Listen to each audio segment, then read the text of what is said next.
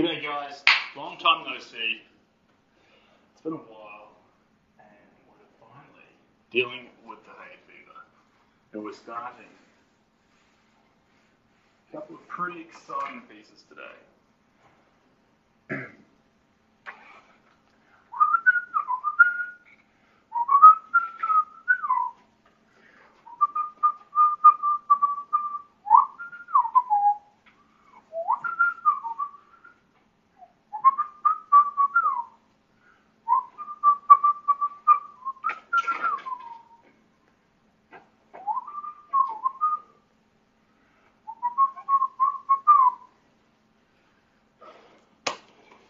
G'day guys, Sam, hello, JJ, hello, ciao.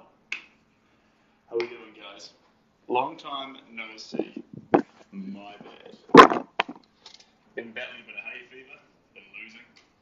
Now I'm back, and we've got about 1, 2, 3, 4, 5 pictures we're doing today. Today's going to be an absolute marathon. I have just purchased a Crow Quill calligraphy pen. A calligraphy ink. That's cool, Sam. Good for you. Hello to Texas. Karen, hello. Hello everyone. So, here's our canvas. Here's our canvas, and we are not messing around today because we're mixing so many colours. We're using a very, very big palette. Big. Necessary. Now, let's have a look-see here. I popped down to the, tried to use my printer at home today. Failed miserably. It's out of cyan ink. January 10th is your birthday. Oh, Karen, coming up on your birthday. Victoria, hello. Sorry for disappearing on you. It's an absolute shocker, but it was the hay fever. People were complaining about the sniffling. So now we're over it. Now we're back. Now, we're starting 2 very interesting pictures, and we're going to put the second to last coat on 2 other ones. I told you guys before it was going to be the last coat. I lied. I want to give them more. So, first picture we are starting, and I'll tell you why I'm carrying 2 of each image in just a second. Good morning, lol. Good morning, laugh out loud. Must be a funny morning. Alright, this is the first one, the first landscape we've ever done. Oh, thank you very much, guys. Appreciate that. This is it here. It is a fort with some water in front of it. Sound is bad. I've got a feeling I know what it is. Hold on. Is it improved? Hopefully it's better. First image. Bang. This one here. Oh, it's a sneaky kind of day. It is, actually. These sneakers that you're looking at me in, these are from an op shop. They are Allbirds. Having to track them down, so that was fun. Now I've got 2 of the image. Why do I have 2 of the image? I start the picture in black and white, and that allows me to focus. I can do it pretty well. I can focus on just the tones, but when I go just with black and white image, since I start with black, that'll allow me to spot the areas far easier and the tones without having to think at all. And then once the black and the grey is down, bang, straight into the colour image and building it up from there. The second image we're going to be working on. So this one first, and the second one is a picture of a dog. Look at that. Now I love this picture. Oh, thank you.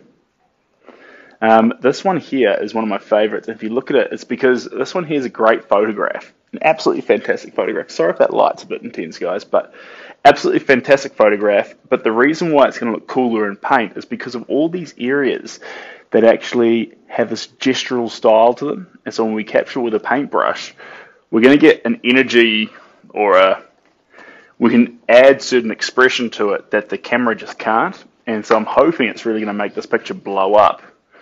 Nova, appreciate you to no end. Welcome back, by the way. Sorry for disappearing on you. Now, two pictures. If you were here before, you'll know what's about to happen. Pa! One's black, one's white. We start with the black one.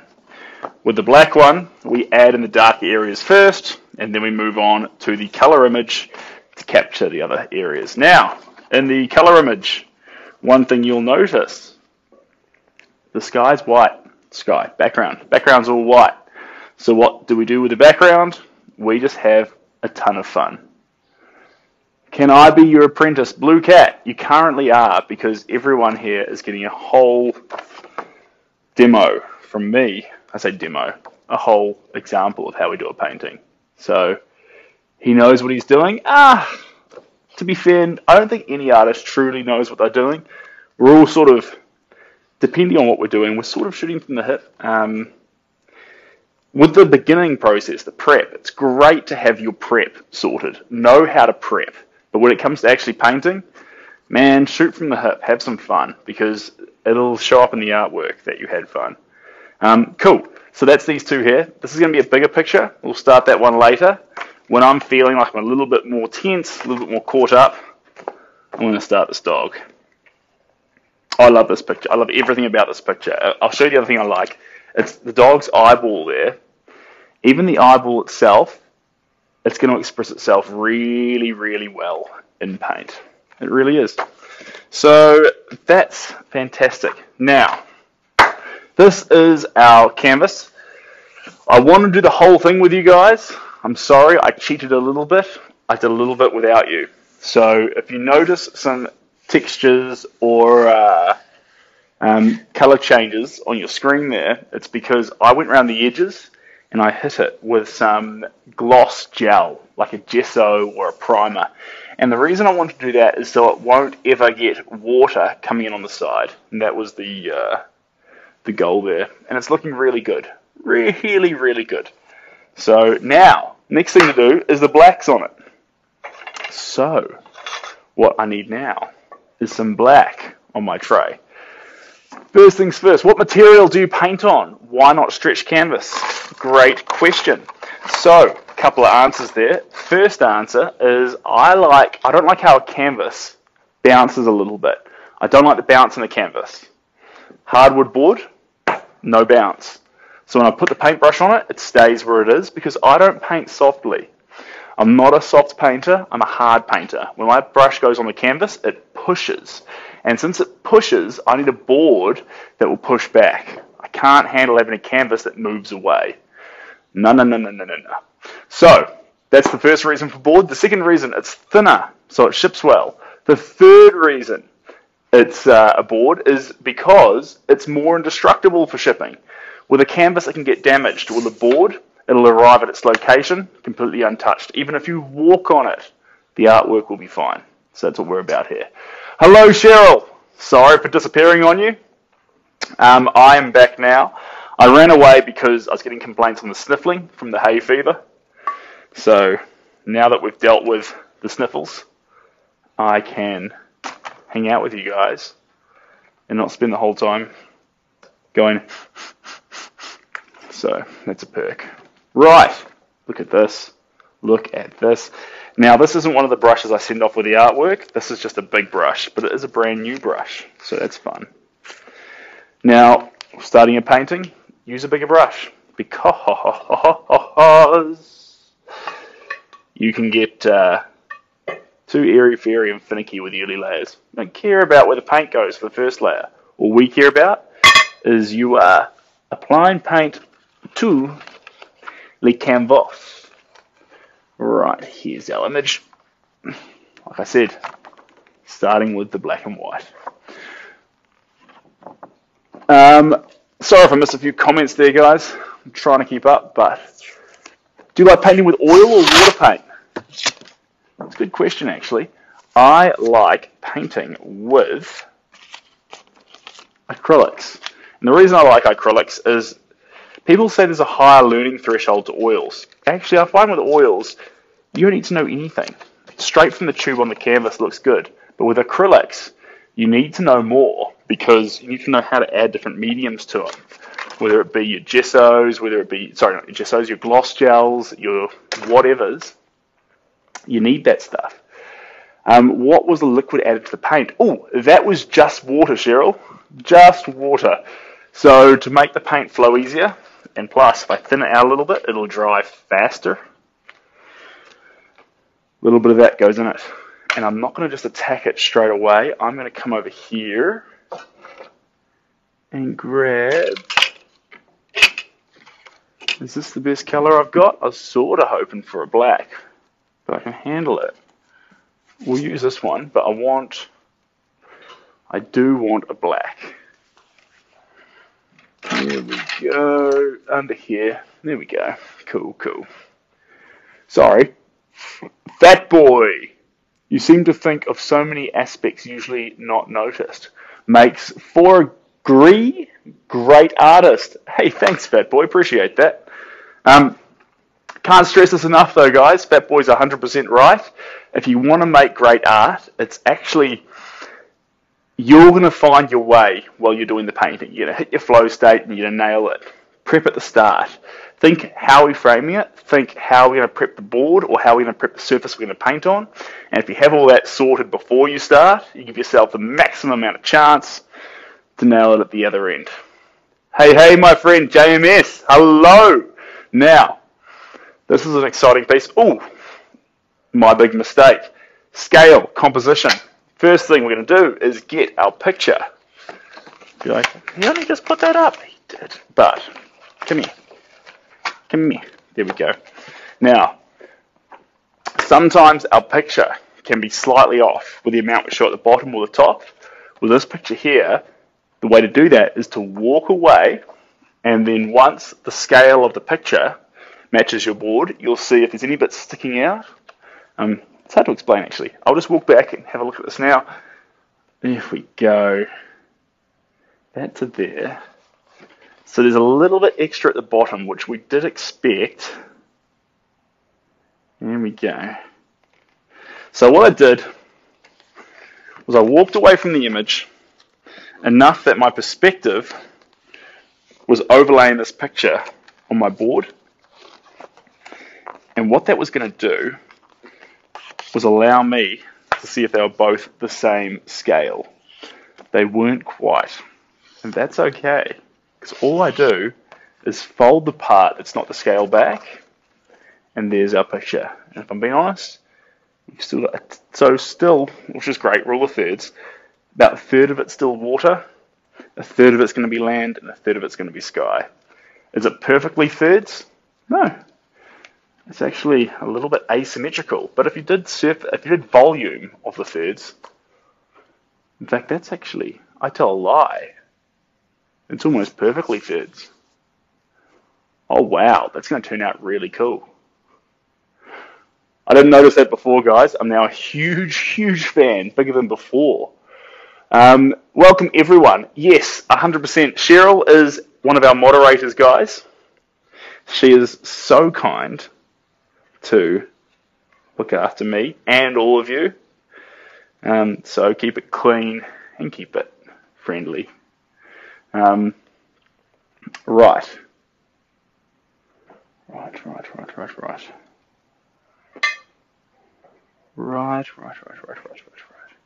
So first things first, there's no obvious parts to actually start with. So we're going to start with just the castle. And the temptation is going to be to paint the whole castle. We're not going to do that because the actual only part of the castle we can see is that right-hand face. The other side's actually the same color as the sky. And that lands around the middle. And then that comes out here. And that comes up here. There we go. And that comes up there. Now, don't get confused, guys. This is not perfect work. This is very, very rough charcoaling. All I'm doing is marking out where I think things are going to be. And that's going to, I mean, really? Do I need to? Not really.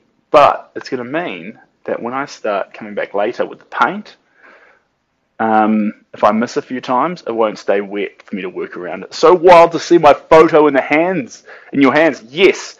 So if you missed it before, JMS, we are working off a black and white one to start with.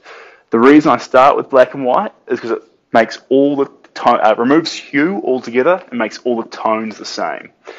I want all the tones to be the same because I'm working with black to start with.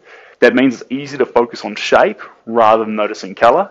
After we've done that, bang, there's our color image, and we're going to start adding the color in. The only reason why I want to use a color one this time, because sometimes I won't, I'll just use a black and white one the entire way through, is because I want to make sure I capture some of those colors in the left-hand side of the castle. Because if you see the black and white image of this, that left-hand side of the castle, it's probably right for you guys, and the sky is actually the exact same color. Now, I want to create a little bit of distinction there. And if I'm looking at that left-hand side, I see tans, I see reds, I see some greens, I see some browns. But in the sky, I see tons of shades of blues, I see a bunch of yellows, I see a little bit of orange. Create that separation so the castle actually punches out like it does in the image. That's what we're after. That is what we're after. Now, can't stress it enough. If you didn't hear me say it earlier, I'm going to say it again. We're not going to get hung up on making sure every stroke lands in exactly the right place. Even our starting guidelines here are rough. All we want to do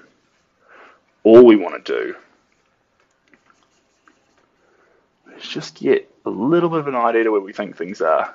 And you could say, well, Seb, why not try and make it perfect from the get-go? Won't that save you time? Shouldn't you try and make sure everything's in the right place to start with to give yourself the best chance? You could, but if you do that, you're going to strangle the image for the rest of it. What happens when you want to add some of those underlying expressive strokes, but you don't want to affect the perfect little composition you've already set up? Don't do that to yourself. Start wild, then bring in the definition. If you don't start wild, when are you going to be wild? Start wild. That's my advice to you. What are you sketching? Well, I just showed, but it's a castle. We've got grass, and we're going to have water. That is the plan. Now, what's really cool is there's a shadow cast across the water. I don't think it's the castle, but the cool thing about that shadow is it actually not perfectly straight, a bit of asymmetry to it, but it cuts to the middle of the artwork. And so the end result, even once we splash around all our paint, with a bit of luck, there's always a bit of luck to this, is that the castle itself, plus the shadow, makes a sort of asymmetrical cut line through the middle of the work. Not so much that it stares at you as soon as you look at the artwork, but enough that if you were looking for it, you'd sort of notice these low-key underlying compositional elements. If we're talking about shape in the work, like the rule of thirds, rule of thirds sounds like it's this big, deep thing. It's not. Rule of thirds means you've laid things up in thirds. And everyone thinks things look nice when they're in thirds. Laying things up halfway on the artwork, or putting shapes, blocks, one color over here, another one over here to balance it. All of those things is composition. So if we're talking about compositional elements, that's what we're referring to. Thanks, Victoria. All right, anyone been inappropriate? I'm sorry, guys, but this is actually, I don't know if you missed the canvas and the easel and the paint and the charcoal. This is a stream for art. I used to do this all on Reddit, which was really, really fun. If anyone used to dabble in RPAN, the Reddit live method. But when they closed that down, which was a couple of months back now, a friend suggested I move to TikTok. So I did. And here I am. And it's been really fun, guys. It's been really fun. And if you miss these videos and you want to catch them, With Reddit, we'll just store them below in the stream. But if you want to catch these ones, I upload them to YouTube. You can find them in my bio if you click through there. Okay, temptation here is to draw little people, but actually these people here, they're less significant than the shadows that have been cast across this grounds. And the cool thing is, the cool thing about this painting right now is that all these shadows being cast, they don't seem to be cast by the actual structure itself. Yeah, because the light's hitting the left side, so all the shadows are heading back that way. So all the shadows, all the shadows are heading back away from what we can see, which means that whatever's making the shadows is out of frame. I find that fun. I find that really fun. You want to see some anatomy model art? Well, it's been a while since I've done anything like that, but that's really fun. If you ever get the opportunity to go to a class where you have a live model, I really recommend it. Even if you have no idea how to draw, paint, or do any of that stuff, I really recommend that. There's something really fun about that. It really speaks to me. I don't believe the actual art is as good though, guys. I love to work off an image. But one thing I do love about live drawing is that the process, which sometimes is all that matters. If you're not painting a perfect piece of artwork, there's nothing better than sketching someone live. There's nothing better. But if you are painting something where you want to capture it for a later date, I'm not meaning realism, I'm meaning for someone to really feel something out of the image, then I like working off a picture. Now, thanks guys. As a male myself, I know when I leave the house at a time. Oh, cheers, Alex. Appreciate that. No, so we're just in our regular clothes here. Please focus on only painting. You might miss some helpful tips. I don't want you to miss any helpful tips, guys. This is now C. C is an interesting thing. Sorry, lakes. In this case here, there's a lot of lake water. Lake water shimmers. Now, there's two ways to paint lake water, and I believe that when it comes to the ocean and the lakes, the best way to capture them is with a camera, because there's so much detail happening. But in this case here, there's lots of ducks and ripples. So we're going to capture less of the actual smaller ripples and more of the larger ripples and the actual things happening on the water. Muted for 5 minutes. I didn't know you could do that, but that's actually quite funny. I'm sorry if you get muted, guys, but like our lovely moderators say, and they are lovely, every last one of them, keep it clean and respectful, because there could be all sorts of age groups here as well. We've got to be considerate for that. Right, that's enough of that there now. I'm seeing a structure coming together. I'm going to add in, I've got this is a reddish charcoal. How long have you been arting? I've never heard that term before, arting, but I love it. I've been arting for a long, long time. For a long, long time. One thing I'd like to do,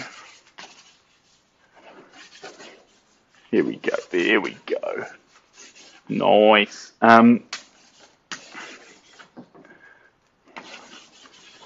But don't let your time in the saddle put you off getting in the saddle, guys. If you want to start painting, you start painting. If you want to start drawing, you start drawing. I think Sam Josh just bought himself a fancy new pen. I don't know if you've done calligraphy before, Josh, but I'm very excited to see how it turns out for you. I'm loving that. I'm loving that a lot. Are you from Australia? On Home and Away. I haven't seen any Home and Away, actually. And I'm not from Australia. But Is that because something big happened in the season? This one here now, guys, this is black paint. What's it mixed with? Told you earlier, this is just water. Why have we mixed the black paint with water? We want it to soak up. We want it to dry fast because we're so very far from done with this canvas.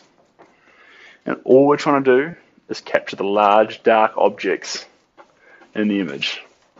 Are we trying to be accurate? Do I have to keep repeating myself? We're not trying to be accurate. We're trying to be expressive. We're trying to put energy in the image from the start. And so that energy can carry forward. So when we start being more accurate, we're being accurate on top of expression. We're not trying to...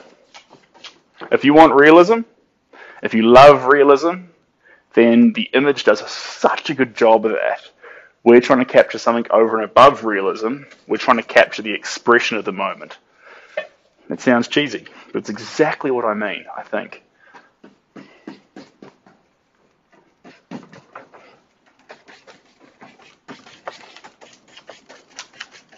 Now, the important thing, if you're going to capture the moment, it's all right for you to paint your own abstract thing with special strokes everywhere, doing whatever you like.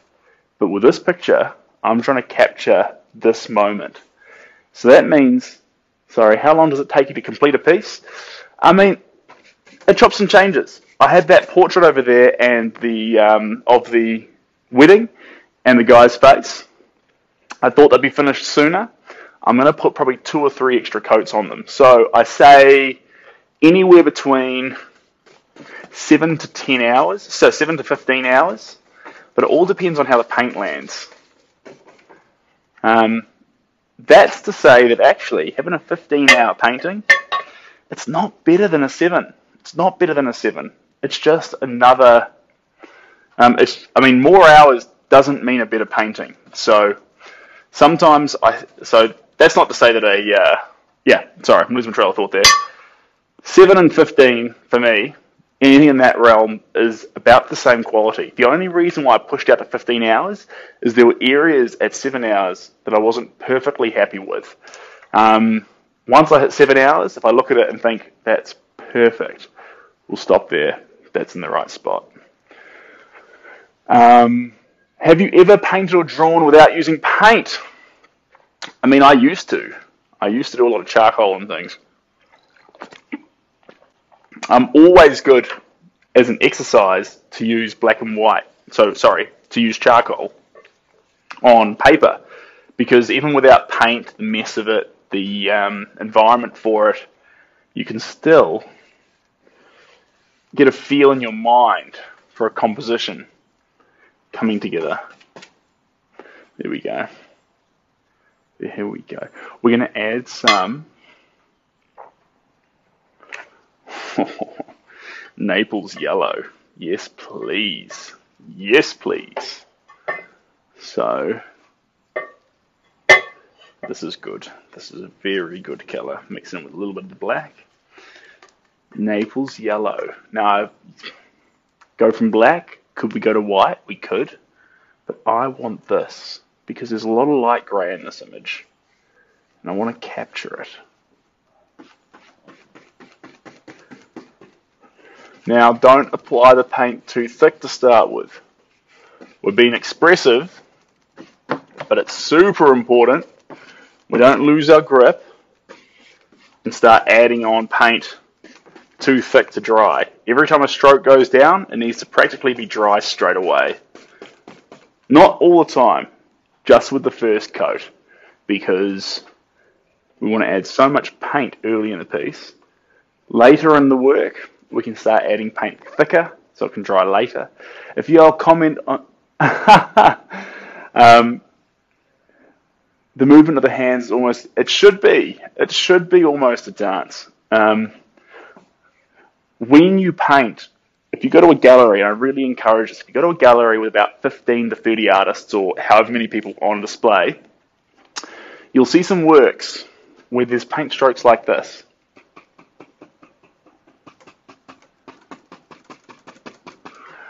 And then you'll see some works, and I'm not saying that bigger paint strokes are better, but you'll see some works that have more of an energy to the strokes. Now, I'm not saying that the small ones are incorrect, but I love the expression and the energy that you can capture, because we're Homo sapiens.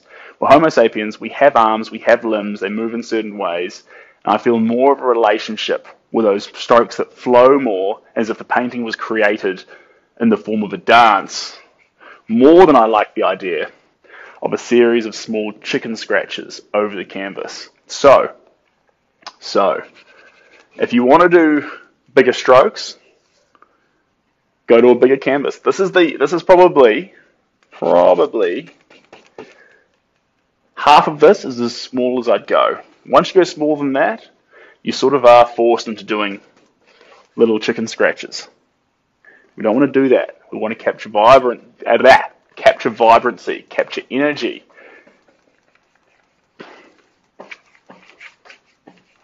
That's not to say some sort of spiritual energy or anything, guys. This is just saying we want to capture a notion of fun, energy, rhythm, like you say, like a dance, so that when you look at the painting, you can tell straight away, whether you're a painter or not, you can look at it and be like, he's having fun. He had fun when he made that. I really, really believe, guys, you've heard me say it before, I'll say it again. I really believe that you can tell if the artist enjoyed themselves, or you can sort of tell that the artist enjoyed themselves when they made a piece of artwork. Because I believe that I can certainly tell when an artist did not. And honestly, when it comes to hanging something on my wall, in my house, in my home, I don't want to be hanging something that someone didn't enjoy making. That strikes me as bringing the wrong sort of vibe into your household. Yay or nay?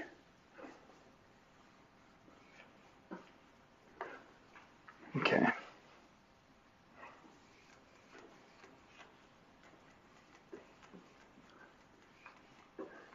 Little shoreline there. There we go. Now, some of these gestural strokes, you might start to spot the subject matter, especially if you saw the image before, but we're not here to do that. Sponsor TikToks. Cool, see ya.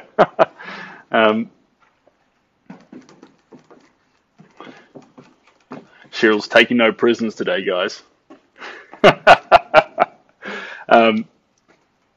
So you might be able to start making out the picture itself, but like I say, in these early layers, that's not what we're after.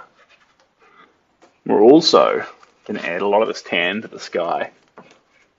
There we go.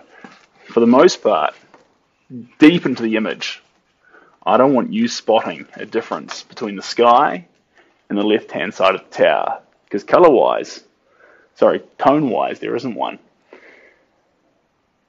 Thanks, James Walker. If you wouldn't say it to his face, don't say it here. I haven't read most of the comments, but lost my bottle. I do get a few things said to my face. Which brings me on to another good point, guys. If you're going to present your art, or put your art in a public place, or worse still, make your art in a public place. It's not worse still, it's just one of the things. Be prepared to get feedback. And you're not going to like all the feedback you get, and that's okay. You don't have to like all the feedback you get. But I do need you, if you're going to dance, draw, paint, or whatever in a public space, I need you to love what you do. Because if someone comes along and they don't like it, it's super important. Not that you have a thick skin that you can deal with it, but that if everyone else around you hates what you do, and what you do doesn't hurt anyone, and you love what you do, But you keep on doing it. If you're doing it for someone else, and then everyone else doesn't like it, that's going to break you. Find a way to love what you do, and then it won't matter what everyone else thinks. You'll be happy. You'll be happy. Would you ever do Zoom lessons? I'm very new to painting. Jake, I used to. I've slowed down now. I've been tied up with a lot of commissions late last year and this year, so I've been caught up a bit. But yes, I used to.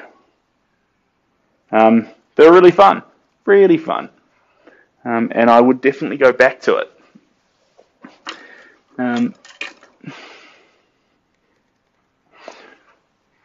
But you can also just join me here and get pretty much 90% of a Zoom lesson for free, hanging out here with me. So I figure when I started doing this late last year, I figured that I could spread more love to more people by chatting to everyone at once rather than one person at a time. It's going to be so cool to have seen the painting made. I missed that. Sorry, guys. See the painting made while I watched. Yes, indeed, JMS. It is. Now, remember though, I keep saying this, because it's important too. We're not going to beat the painting up in the early stages. In the early stages, we're literally just adding expression down. Now, it's important too, I said it before, but in case we miss it, we're adding expression without the texture. If we add texture on too early, then we need to get that epoxy glass and put a layer of that on top, because we can't do beautiful brush strokes on a surface that's textured. They're going to get caught up and they're going to fragment in different ways. So although we've been expressive from the side angle, perfectly flat. That's where the water comes in. The water's going to flatten the paint a little bit, make it seep a little bit more, and stop it from actually having too many ridges. So when we come back in a few moments, it's not going to affect how we keep adding the paint. That's super important. That's really important. Now, also, I like to use the brush. You might hear the noise every now and again. I like to use it almost like a sketching pen. And you'll hear it make like a chick. And that's where I was talking about. I like to push hard with the paintbrush. And that's why I like to work on board rather than on canvas, because with canvas, when I start pushing hard, the canvas moves away from me. I need what I'm pushing at to hold its ground. That's really important. Did you end up finishing the Spyro painting, Pink Prospector? No, I did not. It's got a liquid glass coat on it. It's outside at the moment. It's got one more coat to go on it. So we will add that coat. But at the moment,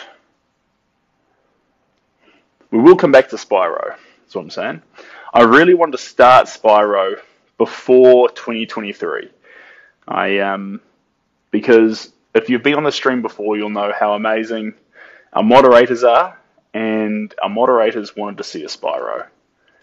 And so I thought that that was a really sweet gesture to do. So that's why we started a Spyro. We haven't finished it yet. It's just for fun. I know that everyone's here for the painting. Yes, indeed, the painting. So this is an adventure a man took with one of his close friends. And he took this picture, and it's kind of special that now that we have the picture here and the way it's framed on this board here, that it's hit a bunch of markers really well. It has a direct line straight up and down through it, the castle and the reflection here. So there's a line almost separating it in half, and then on the angle, there's this, you might be able to see it already actually, this rule of thirds occurring. So where the water turns into land, there's this asymmetrical line, and where the castle and horizon turns into sky, there's another asymmetrical line going through there. Now the castle top breaks that rule, but these two lines hold their ground, and it creates this third style. Hopefully, as we add more colours, that'll be accentuated. But the fact that it's there at all makes the composition really fun and gives me a lot of confidence that when we add a lot of expressive paint to this work, it's going to come out looking beautiful. Beautiful. You can't build the rule of thirds into your painting very easily, guys, if you've got just a regular picture you're working off. You need to... Seb, long time no see, how are we? Singing Dino, I'm great, good to see your name again. Sorry for disappearing.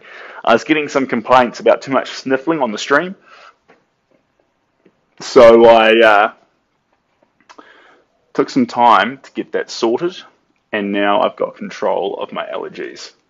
So if you watch the last few streams around New Year's time, and you listen to this one now, you might notice a complete change in my voice, because we're back to normal, and it's so great to be able to speak without my nose just running, because that was pretty annoying.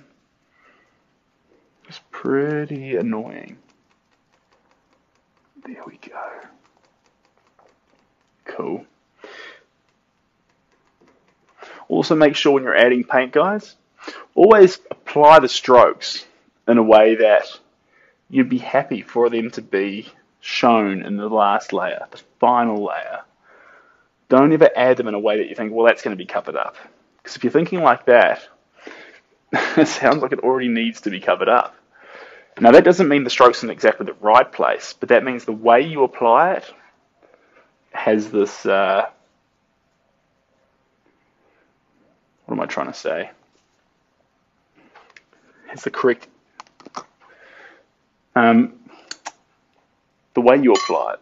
So if you're going for a dry stroke style, go for it. If you're going for a looser, more of a loose cannons approach, I encourage that the most. Go for it. I'm just lifting these up a little bit, guys. I want the canvas higher. Here we go. There we go. Up we come. I hope that's still in the pit. Yes, it is. Fantastic. Fantastic. There we go. I'm just going to grab this over here. Bear with me, team. I'm just grabbing myself some tinting white. Here we are. Tinting white on the way. Bada bing bong bong. Da da da da da da. Da da da da da. Da da da da da. Da da da da da da da da da da. It's a Rugrats tune. Rugrats tune.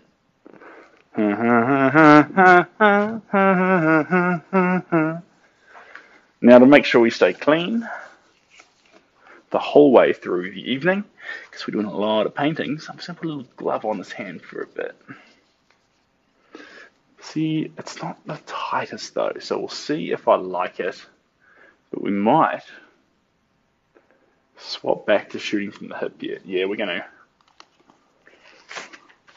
Now, back in the old days, I used to love wearing a glove, but now these gloves are too loose, guys. So I need to get some good white latex gloves. They're great to paint in. The best. And all dun dun dun dun dun dun dun dun. Where's Lucy when you need her? Yeah, alright. Is this castle based off a real castle? It is. It is indeed. And it's amazing. You can already tell it's a castle because, like I say, we kick off these layers abstract and then we move into realism. I try and always say, never the other way around. There we go. If you do it the other way around, Ignore me. Good for you. Doesn't mean I'm right just because I do it my way. You do it your way. I congratulate you for that. Here we go. Beautiful. That's what we're after. So we're just adding in some of the greys into this beautiful castle. And like I say, I'm going to start adding it on like a bit more like an angry pencil. Get the colour where I want it to go. Garlic bread. That's fantastic. Man, I could go for some garlic bread. That would be fantastic. How often to mix paints versus buying a large range of pre-made colours? Jake, when it comes to mixing paints or pre-made colours, it's entirely up to you. I love both. Pre-made colours are helpful if you're doing multiple layers because that'll help you better colour match. If you want to come back and add more of a colour at a later date, you'll have an easier time if the colour was straight from a tube. Say Van Gogh was painting Van Gogh. Say he was painting Starry, Starry Night, and he wanted to walk outside to drink a coffee. Well, provided he was using paint straight from a tube, he could come straight back in, and he'd already have the correct colour to continue the painting, and you'd never know.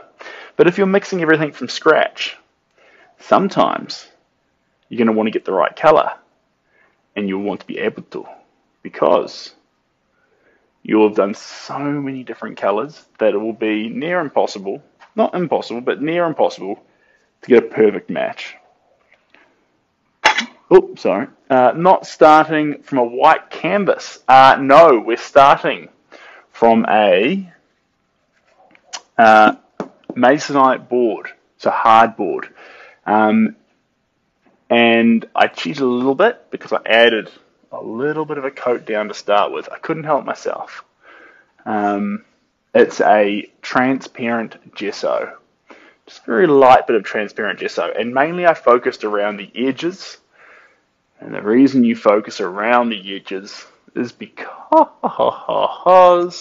that stops water in the future from getting into the artwork. It creates more of a seal. When did I learn to paint? Or where? Where did you learn to paint? New Zealand. I learned to paint in New Zealand. I went to Towra Boys College. Left in 2010. I went to Massey University in Wellington. And I went to Otago in Dunedin. And I went to Otago Polytech in Dunedin. And now I'm here with you guys. Still learning. Still learning. There we go. I actually ran into someone the other day who recognised me twice now. I was at Rotorua at Copping Co, the restaurant. And he pulled out his phone. He's like, "This is you." And I said, "That's me, all right."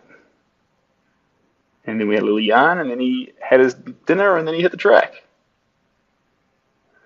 And then I was at a post office the other time, and I was trying to mail some straws to the South Island. And they were like, "Yo, we watch you on TikTok." And I'm like, "That is lovely." And they were like, "You brighten our day, keep it up." And I'm like, "That just made mine." So that was wholesome. How long have you been painting, Jay? Hello, Jay. How long have I been painting for? Whew, long time. We'll be talking, how long? I mean, it's hard to say. But let's just say a long, long time. I'm actually, speaking of a long, long time, I'm turning 30 soon. I'm turning 30 in 4 days. There's less than 100 hours until your boy is 30. Less than 100 hours. So I'm going to be at Lake Tarawera. with some friends. Unfortunately, my best friend is going to be stuck in Auckland, so he can't make it, which breaks my heart, but that's all right. We'll be at Rotorua, soaking up the sun, enjoying everything nature has to offer, and yeah, turning 30. Wild. Happy early birthday. Thanks, Victoria. Appreciate that. Yeah. So the day is fast approaching. What should I do in my last 100 hours, my 20s, ever, in my entire life? No matter how good science gets, no matter what happens, no matter what gets invented, no matter what changes, in 100 hours I will still be 30. Wild. Truly wild. Aloha from Maui. Hello, Steve. And Steve, I'm sorry for disappearing on you. I was just saying to everyone else that my allergies were getting annoying on the stream, and people were complaining that I was sniffing too much, which I completely understand. So I went and got it sorted, and now if you notice my voice is far, far better, it's because we've sorted out those allergies. And so now I'm back on streaming. Now, I've got a New Year's resolution. I want to be streaming a lot in 2023. So, I'm a little bit behind. But that's okay. The trick is going to be to make it up when the sun's shining and do more when I can. And then if I do get more of a hay fever bout, I can navigate that when the time comes. Favourite place you've visited so far? Not New Zealand. Ooh, Jake. Good question. The favourite place I've visited so far. Okay, this is hard because I think it depends on who you're with as well.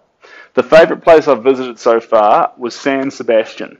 And the reason it's San Sebastian is because I went there with the most amazing person, had a fantastic travel buddy. We went all over San Sebastian. We saw the best sunset I've seen in my entire life. And again, probably not the sunset, probably who I was with.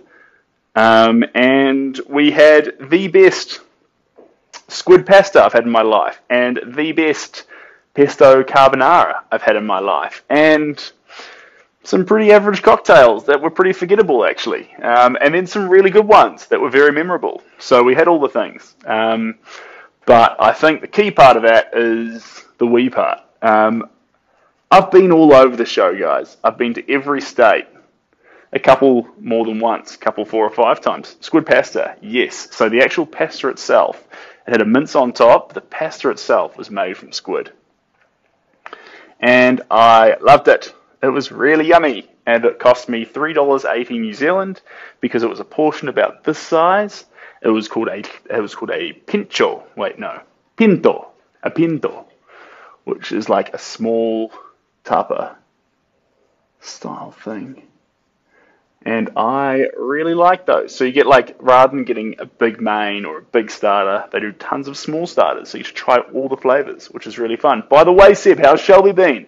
Hope she's doing well. She's doing great. And she's obviously the person I'm talking about, having spent time with her in San Sebastian. So she's doing good. She's up in Auckland at the moment. She was down with me over New Year's. Now she's back up there. She spent today surfing. No waves to catch, but she made friends with a few Mexicans who were playing frisbee. So she's had herself a good day. But I don't have her with me today or tonight. So, and I don't have her with me tomorrow or the next day. So I'm hoping to get some really good quality art time in here to get some of these canvases to a state that I'm really happy with them. Because like I say, guys, if you're taking a commission or if you're trying to sell artwork, you know the artwork's complete when you no longer want to give them the commission or sell the artwork. For example, with this piece, when I get this to a space where I think, man, I actually really want to keep that, or I believe that's worth more than I'm charging, pow, bang. Now you've reached the right spot. That's when the artwork's ready to leave your studio. Prior to that, if you're thinking, I hope he likes it, I hope she likes it, you're not finished. Happy birthday in 100 hours. Mine is next Saturday. Thanks, JMS. Appreciate that. And happy birthday to you too. Obviously, goes without saying. So I'm pretty excited. And look, in terms of hitting 30, pretty excited, guys. A lot of the bucket list ticked off. Actually, speaking of bucket list stuff, I was at a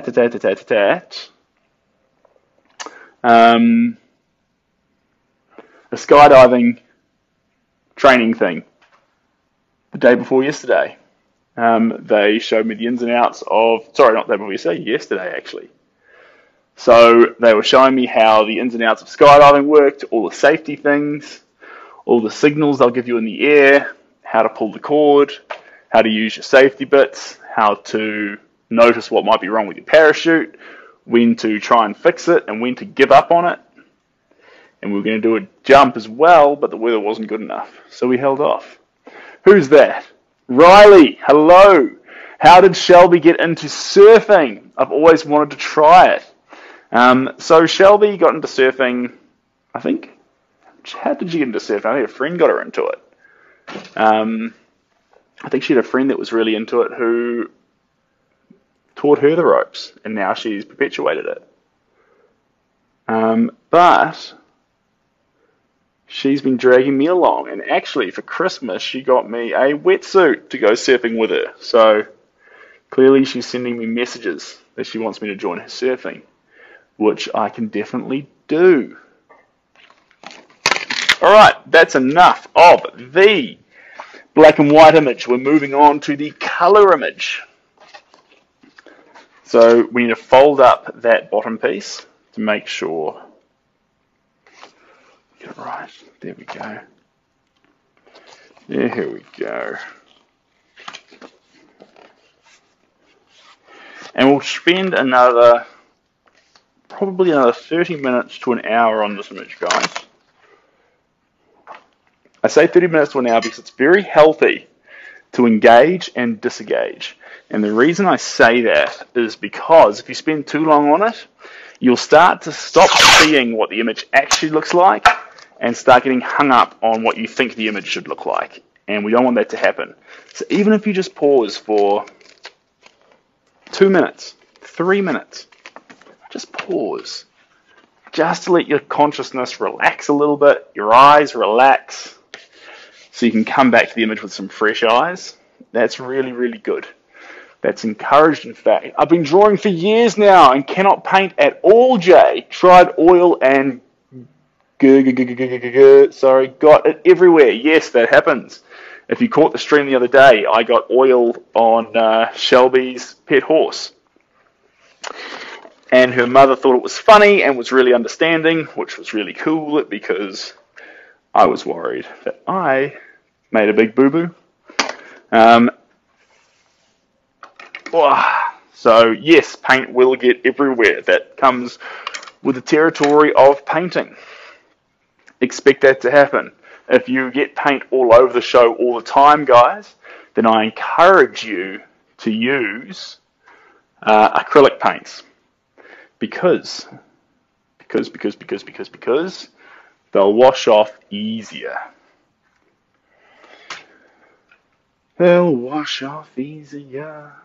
Dun, dun, dun, dun, dun, dun. There we go. Through there. Now, we're being messy with these strokes. That's really important. But we are not putting it on too thick. We're laying it on just the right amount. So that way when we come back, the paint's still the paint's going to be dry, and it's not going to have a surface texture to it. That's important. That's very important. Why is the sound slightly muffled? Is it slightly muffled? It should be pretty good. It's on this little headset I've got. Or is it shocking? Thanks, Judy. Appreciate you. What's more beautiful? Oh, thanks. Vanga Boy. In fact, I was listening to the Vanga Boys today in the car. The song We Like to Party. We Like to Party. Oh, no, it wasn't. It was Boom, Boom, Boom. That's what it was. Now it's Celine Dion style. It's all coming back to me now. That's a banger of a song. When you touch me like this, and you whisper like that, it was gone with the wind, but it's all coming back to me. When you want to da-da. One other fun thing. Sorry, Cheryl's pinned a comment. I'm just going to put this brush down. Boop. Hello, happy birthday in Hawaiian. Steve, you're the first person in my entire life to wish me happy birthday in Hawaiian, and I appreciate it. And I'm so sorry that I'm so sorry that I butchered the pronunciation, but it's pretty special. I'm turning 30, Steve, so big date. I'll show you one more thing, guys. This is pretty exciting. This painting is going in a frame. Not just yet, because obviously it's not finished. This is its frame, and it's a metal brushed frame. It's very subtle. So what happens here is the artwork, once it's completed, slots inside this. Perfect. It's a lovely piece. Now, it's a nice subtle frame. It's enough so you can hang it and love it on the wall, but not too much the shipping skyrockets. So some people choose to put new frames on. I like a subtle frame. I like to let the artwork speak for itself.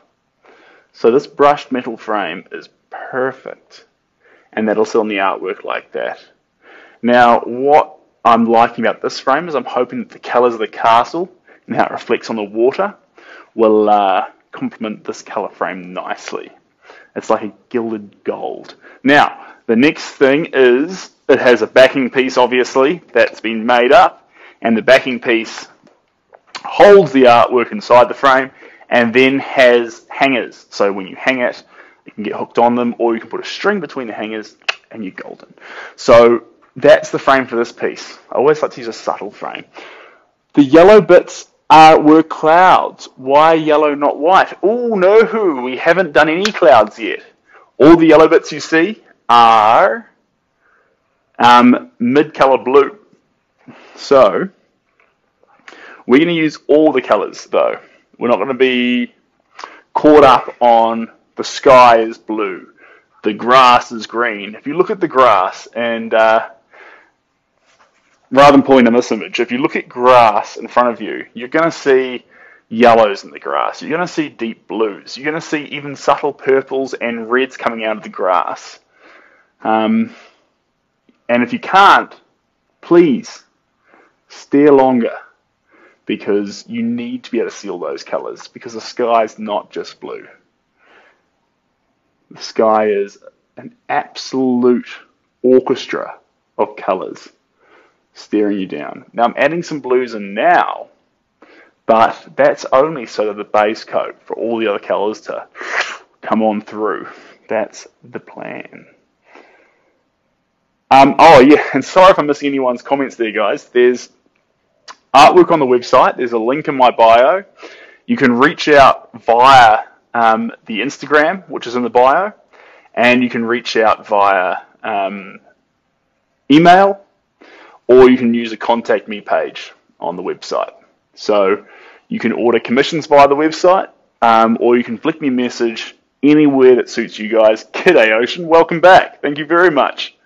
You can reach out wherever suits you guys to reach out to me. And obviously, I'd love to have you with me on Instagram. that would be a pleasure. So all that's in the bio. I'm sorry if I missed any comments about art and things. This one here is a commission we're working on for a gentleman who went on a trip to see this castle with a friend. And I'm wanting to capture the moment. And the thing I like about this picture is I think we can capture it in a way, we can capture a side of it and accentuate that side in a way that the photo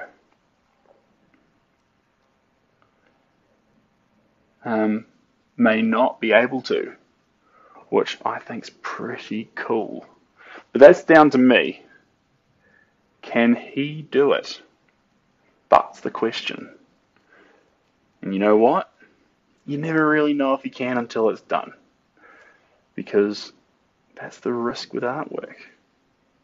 But we're going to keep putting layers on it, keep dabbling until we get to a place where I love it. Would you ever paint from pure imagination? Pure imagination. Do we have any artwork in this room from pure imagination? Pure.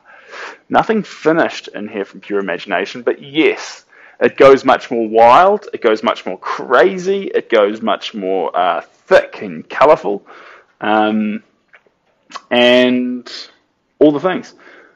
So yes, I love to paint from pure imagination, but at the same time, there's so much wild energy that I like to express that typically having an image as an anchor for your artwork is fantastic.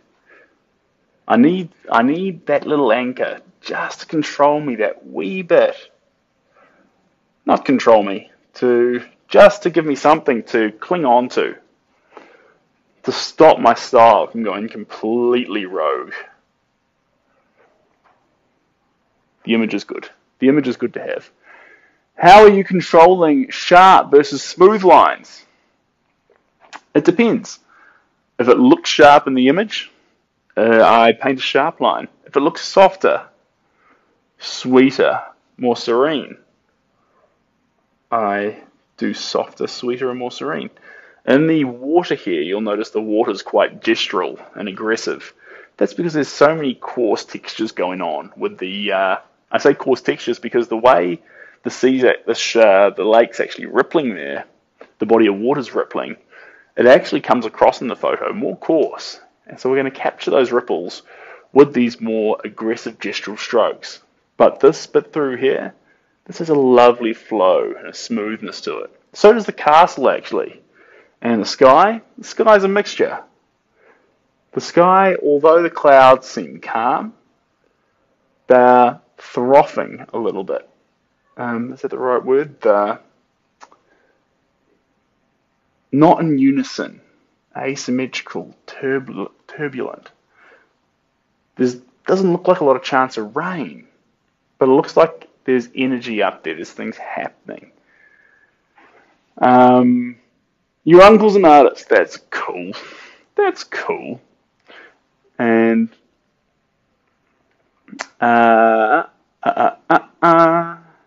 you can't see it. It's too far away. Oh, all right. Let me fix that, team. Let me fix that. Sorry, guys. I think we're in the right spot for the light, though. So, yeah. So let me bring you forward, guys. Let me bring you forward. How's that? Ooh. Watch out for the actual easel itself. I think that's an improvement. Is that an improvement? That should be an improvement. Right. Green. So, as I was saying, guys, we're just going to keep adding colours, building up, layer by layer. Early on, it's abstract. Later on, we're going to get more realistic. That's the plan. That is the plan. Right, and this is still a blue, but it's a different shade. So this is cerulean blue. Get some of that down there. It's ever so slightly different from the other blue we're using. ever so slightly. Imagine all the people living for today. You may say that I'm a dreamer, but I'm not the only one.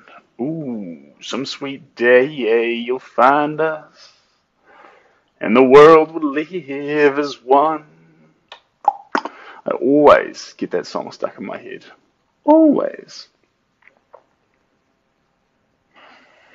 What's been said? What's a sturdy but beginner-friendly easel? So sometimes you can pick them up for cheap at an op shop. Typically, though, guys, I'm painting in the middle of the room because the light's here.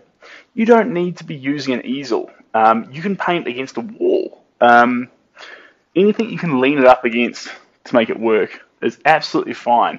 If you're just beginning and you see the cost of easels and you think, oh, jeepers, that's not for me, you don't need an easel. You don't. I take my one out and about with me too, guys. You'll see me doing footage in all sorts of random places. So the easel's handy to travel with, but you don't need one if you're working at home. It's going to remind me of that. Yeah, that's the plan, JMS. That is the plan. And like I say, the important thing is we don't get hung up on trying to create realism in the picture. We want realism so the pictures are identifiable. But we don't want so much realism that we try and copy the photo. Thanks, Tony. Appreciate that. Tony, you're an absolute legend. So the reason why we don't want to be able to identify, the reason why I want to identify, but actually try and get a little bit more of that expression and energy into it, is because we want to capture more of the feeling of the image. Something that the photo is doing, but maybe we can do a better job with paint. That's where I'm at. You're an absolute champion, Tony. I appreciate you to no end. Welcome to the stream. We're painting a castle and we're adding paint bit by bit. I've grabbed some green here. Now, you'll also notice I don't often wash the brush. Unless we're going from dark to light, I'll just keep using the same brush and mixing a little bit of the previous colour into the new colour and so forth. Sam, I've just started practicing calligraphy today, actually. So far, I'm happy with my progress. That's cool. That's very cool. I have heard that calligraphy is very therapeutic. I can imagine it is.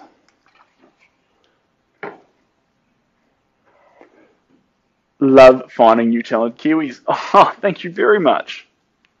Yeah, so if anyone was wondering, I am a Kiwi. A Kiwi is a New Zealander. New Zealand is southeast of Australia, and I'm in the North Island of New Zealand. I typically work in Auckland, but right now I'm in the Bay of Plenty. How do you avoid muddiness with that method? So, when you apply paint to the canvas, make sure you're applying it reasonably thin. And I say reasonably thin because we don't want to, we want to dry pretty much straight after we add it. Even though you see bold colours here, it's actually quite transparent on the canvas. We will add in bold colours later in the piece, but to start with, I just want to put colours where they should be with gestural strokes, an abstract sort of fashion at the beginning. And then towards the end, we'll slap on acrylic paint thick in a way that won't dry very fast. And in terms of the, on the palette, if you're finding your colours are becoming muddy, get a bigger palette. Here's an example of mine. It's a big palette. Big palette. So if you're finding your colours are getting too muddy, because they're too close to each other maybe, I find more space is your answer. And if you think that actually you're having trouble on the palette itself, then may I recommend multiple palettes. That's what I reckon. How do you know when you're done, when you want to keep the artwork? When the price you're charging for the artwork doesn't seem like enough? When you feel like you put more into the artwork than you charged for? Or when you feel like you love the artwork too much to sell? That's when you've gone to the stage where the artwork is now finished. That's really important, guys, because that'll also help you believe in the value of your art. If you are in the mind frame of thinking, I've said this earlier, but of thinking, I hope they like it, I hope they enjoy my art, you probably haven't put enough love into it yet. Oh, not enough love, but it probably isn't to where you want it to be yet.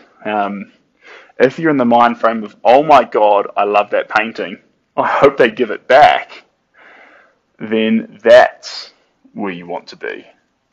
That's when you know you've done it correctly, or you've reached the final layer. That's when, team. Happy New Year. Happy New Year. And what a fantastic new year it is, 2023.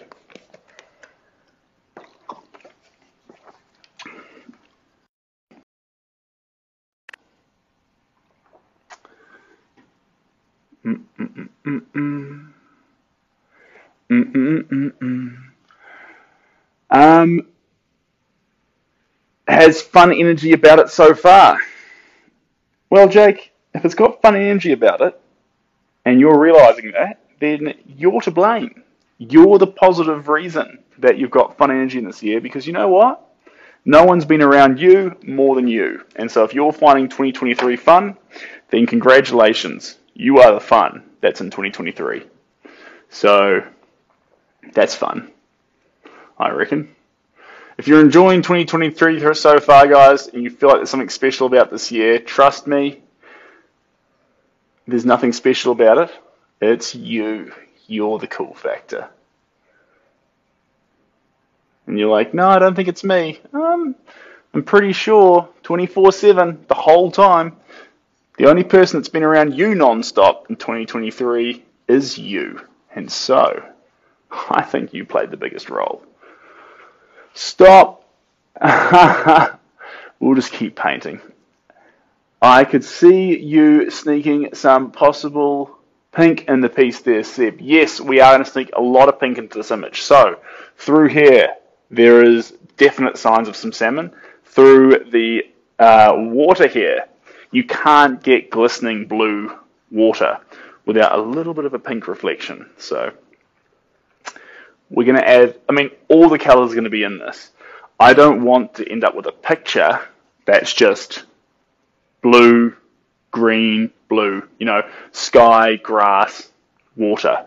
We need to capture more than that. We need to, find the colour. And there are so many colours in this image.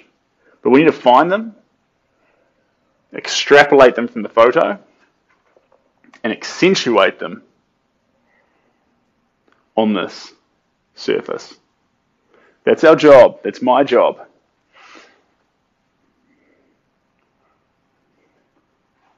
Notice. So, what is it? Look, locate, extrapolate, and I don't know, what's the last word? I like look, because we're looking.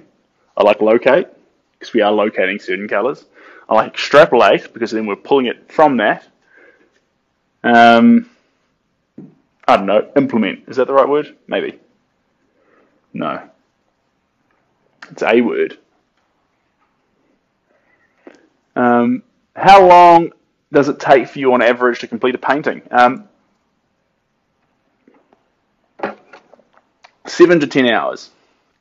So we'll do little stints of 1 to 2 hours, sometimes just 30 minutes, with the goal of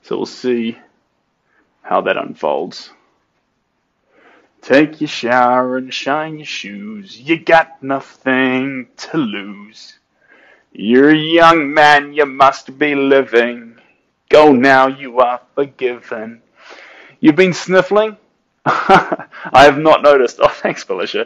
It was on those streams around from like the 28th to the 2nd. There was so much pollen. I still wanted to be live, and I thought, I don't want to upset anyone, so let's try and get this sorted properly. And then I didn't feel too bad about it, only because the weather was the pits anyway, so I couldn't really go anywhere. It's been the pits today, but I don't have any more hay fever, so I thought, right, here I am. Yeah, like who's that guy? Bryan Adams. Like a Bryan Adams song. Yeah, this is me. There's nowhere else on earth I'd rather be. Here we are, just me and you. I don't know the lyrics. I try. I think it's the, what's that, theme song of Spirited Away? Spirited Away? I don't know. And I've seen the others, and I have discovered that this fight is not worth fighting. Can we see the reference? Of course you can. That's entirely fair. I won't pull down the one I'm working off, but I wonder if I go like this, guys. Dun dun dee dee da da da da dee da da da. If that will stay there. Is that going to work? Is that staying there all right? Sort of. Yeah, that'll work. Yeah. Oh no. What if I go like this? I wonder if it'll work if I snap that off like this. And then if I get this, fold this over like this. And then that's not wet anymore. Right there, just like that. And I've seen the others. Just around a little bit. There we go. Yeah, so this was our starting image, guys. We've moved on to a color image, which is up here, but I've only got the two. So I'm going to use the color. You guys can have the black and white, and we're all gonna get along. So that's fantastic. Yeah, so I'm working off color now, and that's why you'll see a lot of these blues and greens coming through. But if I get too caught up and I start only seeing the sky as blue, only seeing the grass as green, you can't help but to fall into these habits. When that happens, I'm going to swap back to the black and white image, because that'll stop me from seeing those colors, force me to concentrate on tones rather than hues, and capture more of that energy in the picture. There we go. There we go. Because I've seen the others and I have discovered. Kate, hello. Welcome. That's very kind of you, but I've got this old camera stand here to look after me. So, next time. This fight is not worth fighting, and I've seen the others. What's that song? If I die young, bury me in Teton.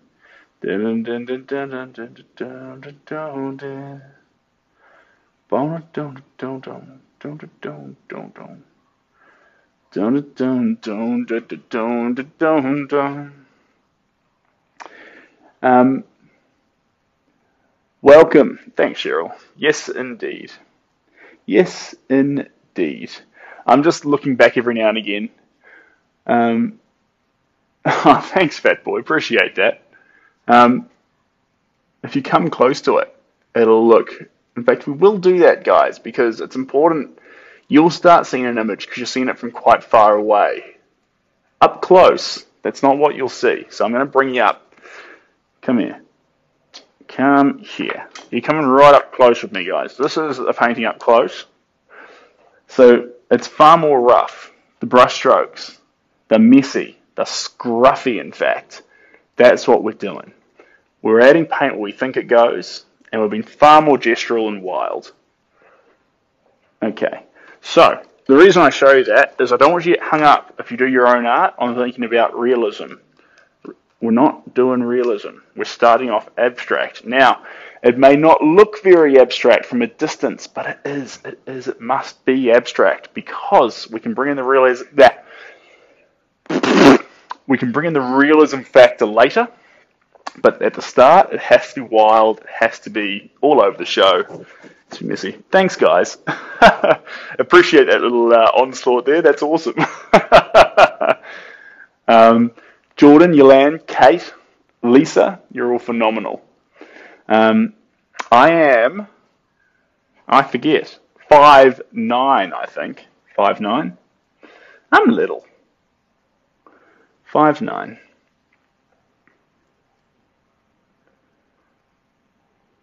I could lower the easel down so I tower over it so I look bigger.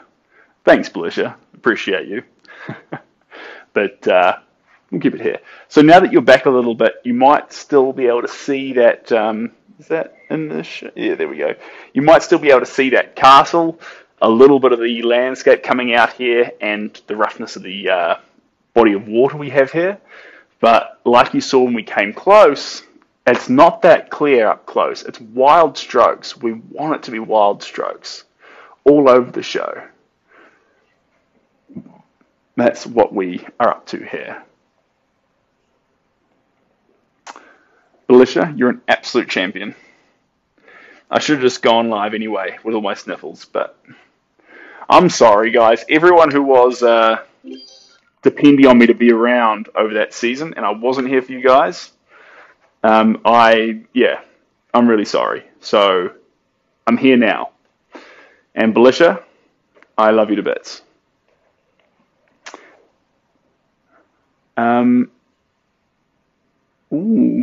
Rishab. So, I've said it before, guys. In fact, no, I don't think I need to repeat myself too many times. But we are being a little bit more wild with these strokes. Building up the textures in all the right places. I'm going to grab some reds now too, guys. How did he choose red? Because he feels like it a little bit. Or are we going to go for orange? No, we're going to go for orange. Orange is the complementary colour of blue. If you want to know where to find complementary colours, guys, look at a colour wheel, and the colour that's opposite a colour on the colour wheel is its complementary colour. So with blue, blue's a primary colour, so its opposite side of the colour wheel would be, if you've got blue here, red, and sorry, I'll do it facing you guys. Blue, red, yellow. So the opposite side of blue is orange. How was your New Year's, by the way, Seb? Belisha, it was absolutely incredible. It was very, very relaxed. It was at this house right here. The weather was intermittent, but that was okay. That was okay. I thoroughly enjoyed... Shelby had her friends over here, and I really enjoyed how they were all really respectful of the house here. I enjoyed getting to know them more. It was sort of like a captive audience, which was fantastic. Seb, you need to be a teacher. Thanks, Fat Boy. Hey, look, I feel like we're doing a good job of sharing right now, so that's good. But no, Belisha, it was fantastic. People took turns in cooking the meals, so there was no stress on any one person. It was a very relaxed, even though I was offering up the household, it was very relaxed for me as a host. That made it really easy. We only made it just past New Year's, the 12 o'clock mark, and then I ran off to bed because I'm like that. And yeah, fun.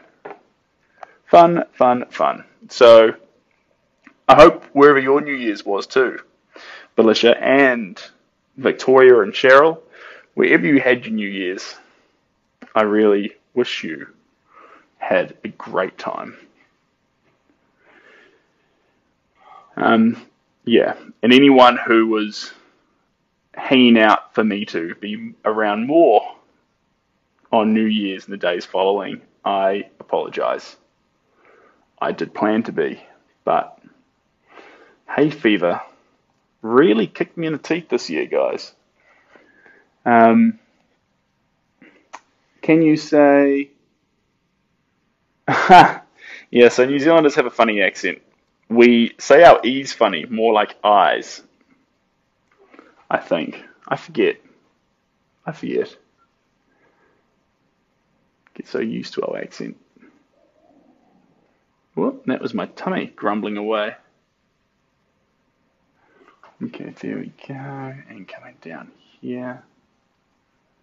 There we go. Cool. And right down to the bottom. Perfect. Perfect. Cheers, guys.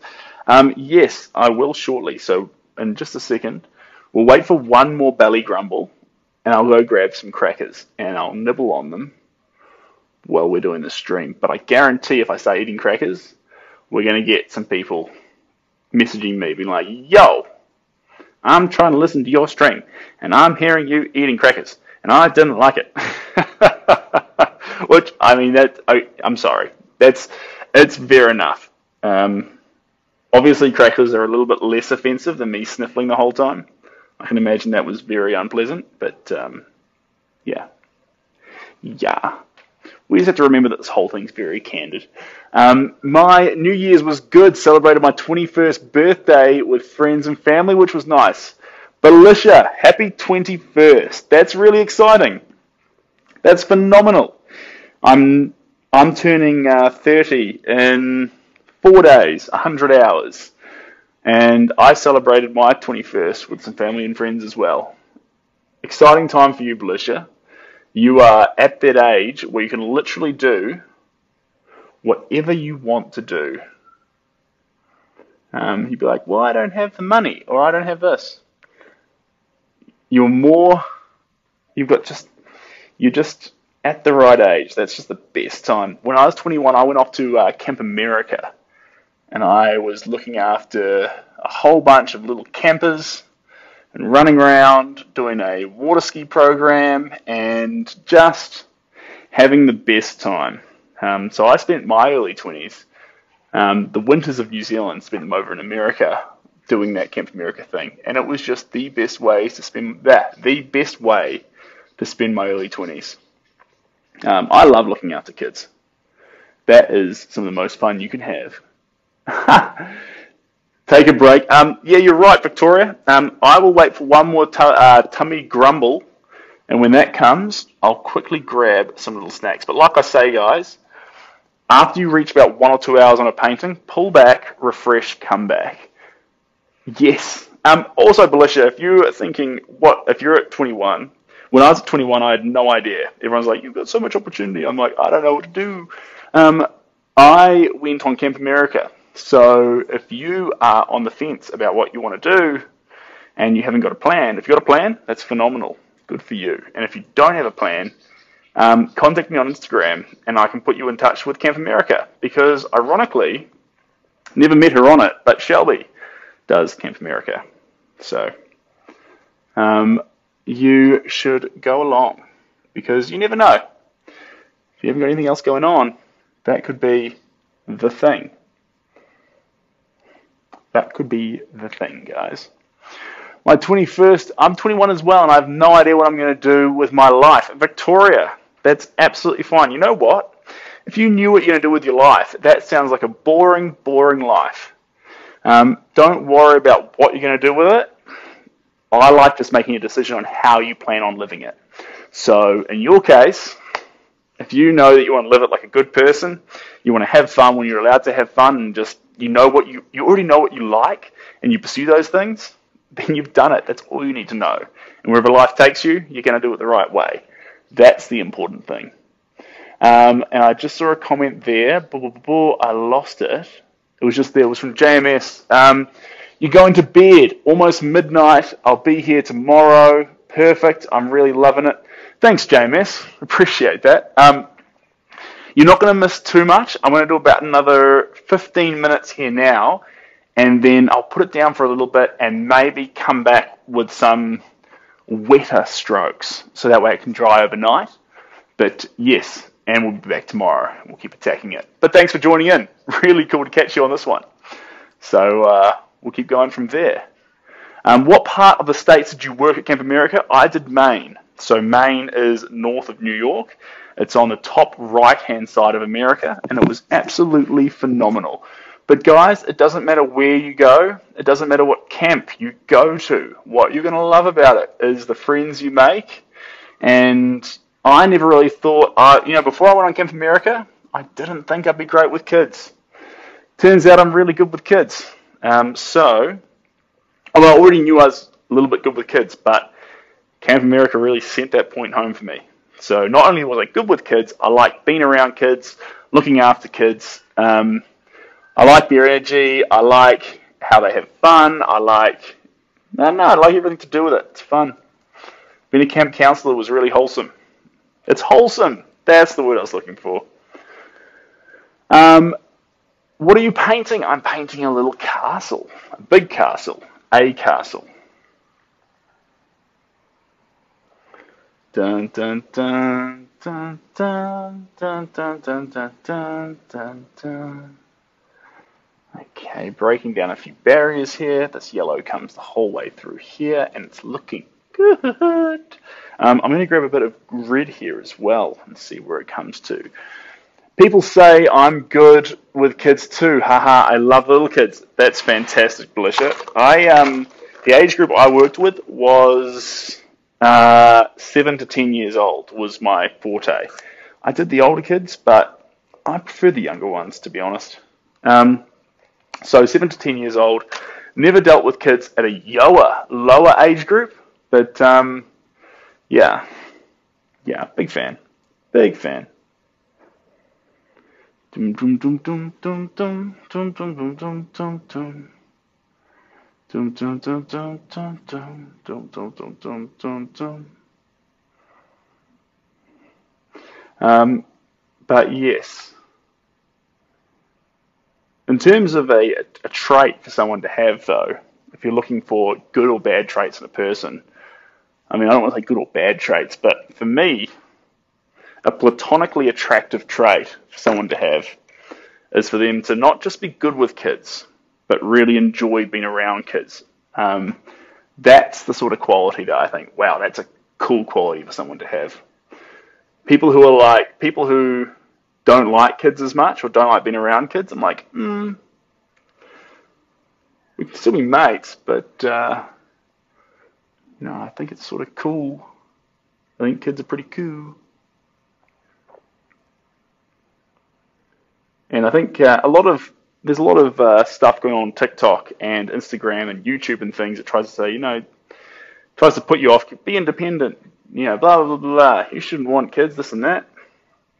That's all good, but also do your own thing. And if you enjoy being around and looking after kids, don't let those things change your mind. It's cool. That's a good stroke. That was a good stroke of paint. How many? Oh, I missed that one. Sorry, guys. Let me scroll up here.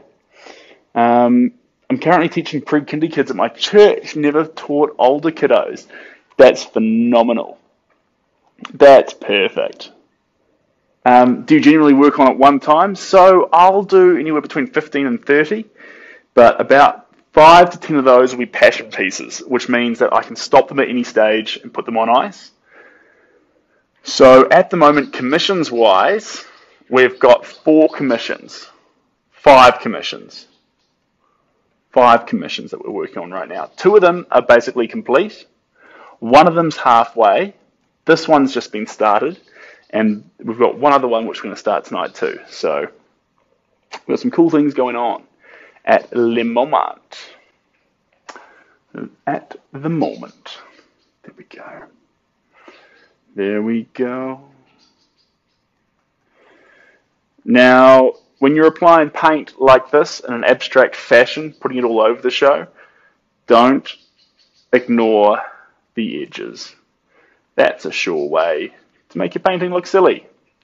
And we don't want a silly looking painting. We want a good looking painting. So put it all the way out to the edges. Concentrate on the areas around here even more than the center, because you're going to overcompensate in the center anyway. So if you try and concentrate around here, you'll get a good spread overall. It's like, yeah, correcting yourself in a small way. Red, a little bit of red in the sky. Add a bit of fun in there. Guys, if you want to connect more as well, haven't said it much, but if you want to connect more, in my bio on TikTok, there is a link to Instagram where you can follow me, or there is a website where there's a contact me page. You can reach out via Instagram. You can reach out via the website. There's an email there, and there's also a contact me page. Commissions, you can reach out on any of those platforms, and we can work something out. That's absolutely fine. Anyway, Seb, I'm going to head off and eat dinner now. I'll catch you whenever you're live again. Thanks, Felicia. Appreciate that. And yes, it was absolutely lovely to have you today. And thanks for sharing. I appreciated that. Now I know more about you, which I like. And it's really wholesome, all the things you've told me. So that was cool to learn.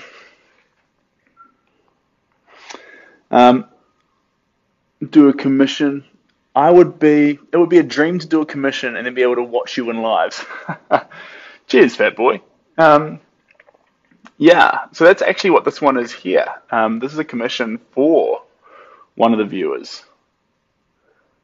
And after I've applied the reds, we might pause and just let it dry a little bit. But it's pretty fun. It's sort of cool them being able to see the artwork coming together piece by piece, because the finished product is always special. But there's fruits in the labour that you see in between the layers that make the end result special. And so it's really cool to have you guys as a part of that, which is really fun. Yeah, I think I'm following. Have you ever looked? What's pyrography? Wood burning art. Oh, yes, I have, but I wouldn't do it personally. I think it's really cool that other people do it. Look, there's a million different forms of art. There's a million different forms. That's a really cool form. I've seen chainsaw art. Precision with a chainsaw. That's fun. That is fun. But I stick to paint.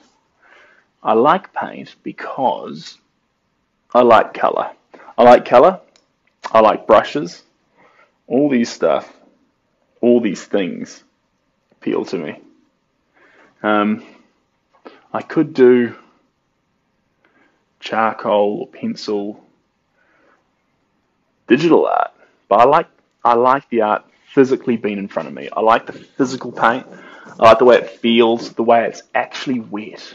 The thing with a computer is there's no paint. There's no wetness, no messiness, no lack of control. You've sort of got everything in the computer. I love the lack of control. I love the mess. I love the wetness of the paint. I love the way it blends.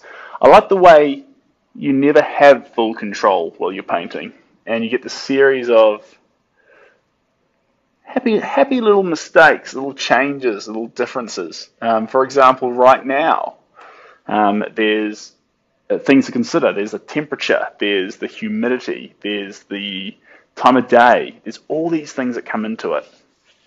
Time of day in terms of light. You notice the light's changed here a lot since I started the stream because the sun's gone down.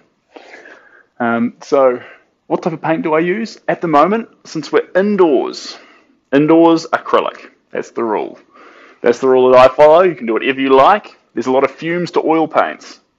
I don't use watercolors because I like the colors to be more saturated and strong on my brush. So I use acrylics inside and oils for outside.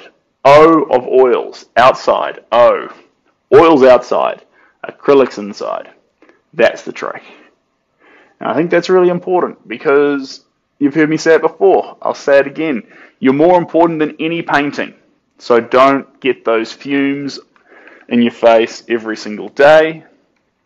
It's better that you stick to the oils being outside, unless you're using teeny tiny little bits of oils.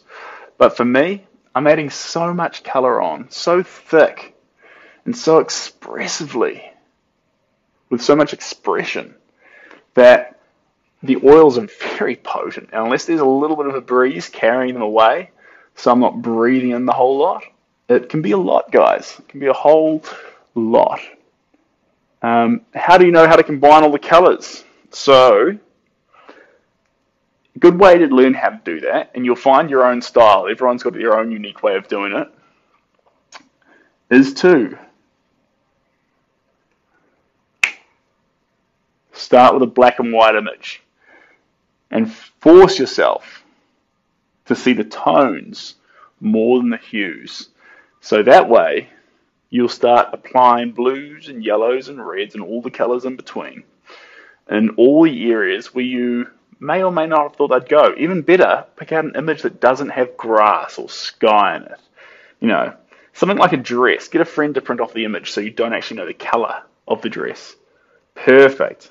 Force yourself to attack those tones. And you'll slowly grab colors and have some fun with them and build that skill of putting paint where it needs to go.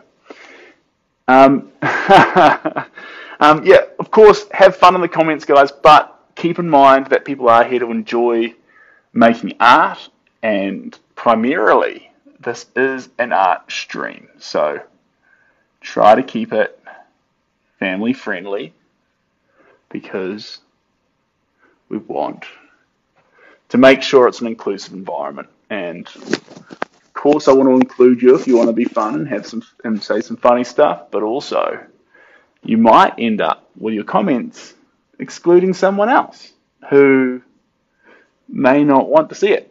So I don't know. How do you be as inclusive as possible? How do you be as inclusive as possible? That's the challenge.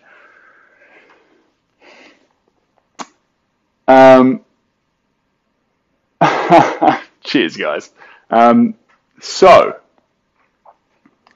this red's coming out pretty funky, actually. That's all right. We'll just keep adding it.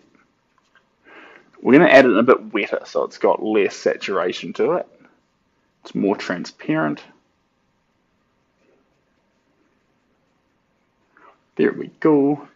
And I'm going to combine a little bit of the red with a bit of pink. It's not going to be hot pink. It's going to be more of a salmon. That we call that.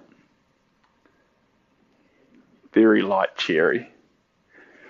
Do you feel the light is imperative to the final product? I'm slightly colorblind. No. So I've got this fluorescent light up here. Is it ideal? No, it's not. Does it work? Yes, it does.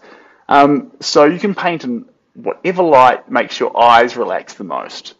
Don't get hung up on you need a certain type of light every time.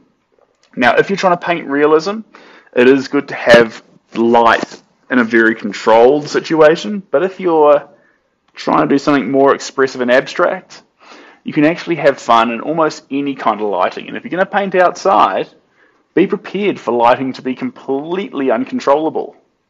This is part of it. This is okay. Uncontrollable lighting is okay, provided your eyes can adjust to your image and your canvas. Doesn't have to be perfect, just has to make you feel comfortable. If you feel comfortable, the lighting is perfect. I hope that made sense. I've never seen... yeah. I think the biggest one we did was around 900 people. I forget, but yeah, it's good, guys. So if you missed it, I think you can see the little picture there. We're doing a castle with a little bit of grass, a little bit of a body of water. I think it's a lake, and some sky. Now, it's very important that we start off abstract. Start abstract, move into realism. If we don't start with the abstract, what happens? We never get there. We just choke it more and more and more and make it more into realism. And honestly, if we wanted realism, the picture does a really good job of that. So we don't want to be realism. We want to be, if we want to get official with it, we want to be Impressionism. Fun fact for you, obviously Van Gogh was an Impressionist. I say Van Gogh. Van Gogh is the American way of saying it. This is the fun fact.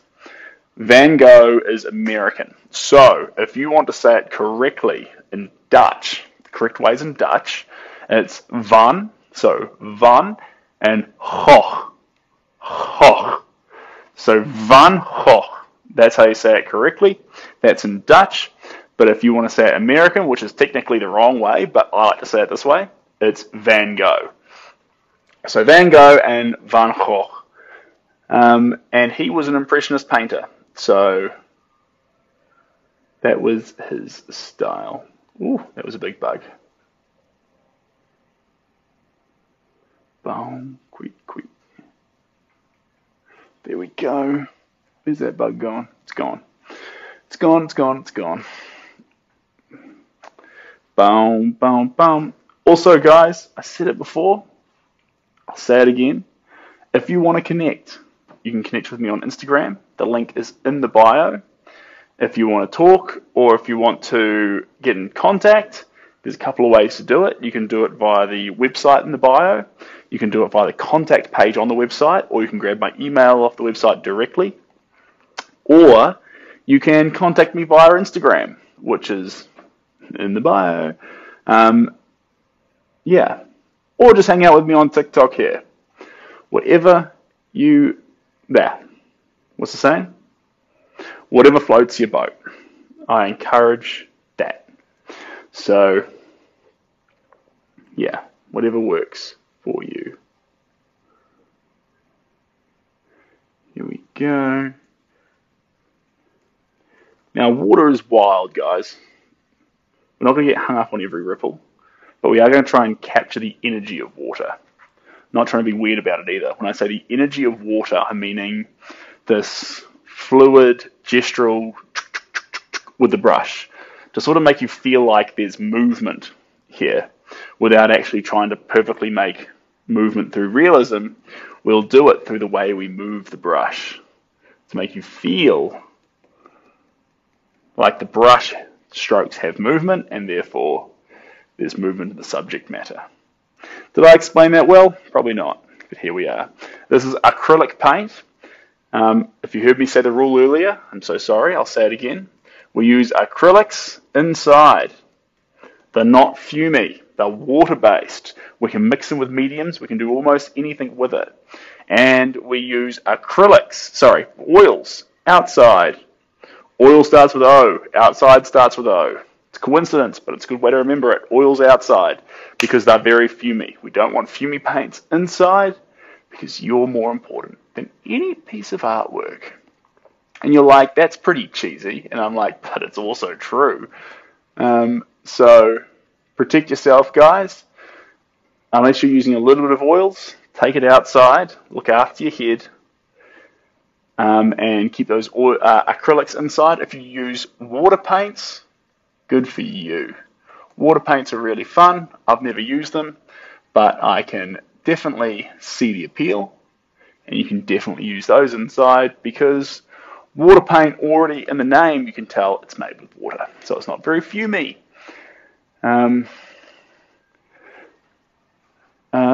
Let me see here. I'm trying to follow. I'm catching a few of the comments, but missing most. So I apologize. If I do miss your comment and you've got a good question or something you'd like to say, jump on Instagram and flick me a message. And I'll get on to you after the stream. He's short. I am short. I'm about 5'9".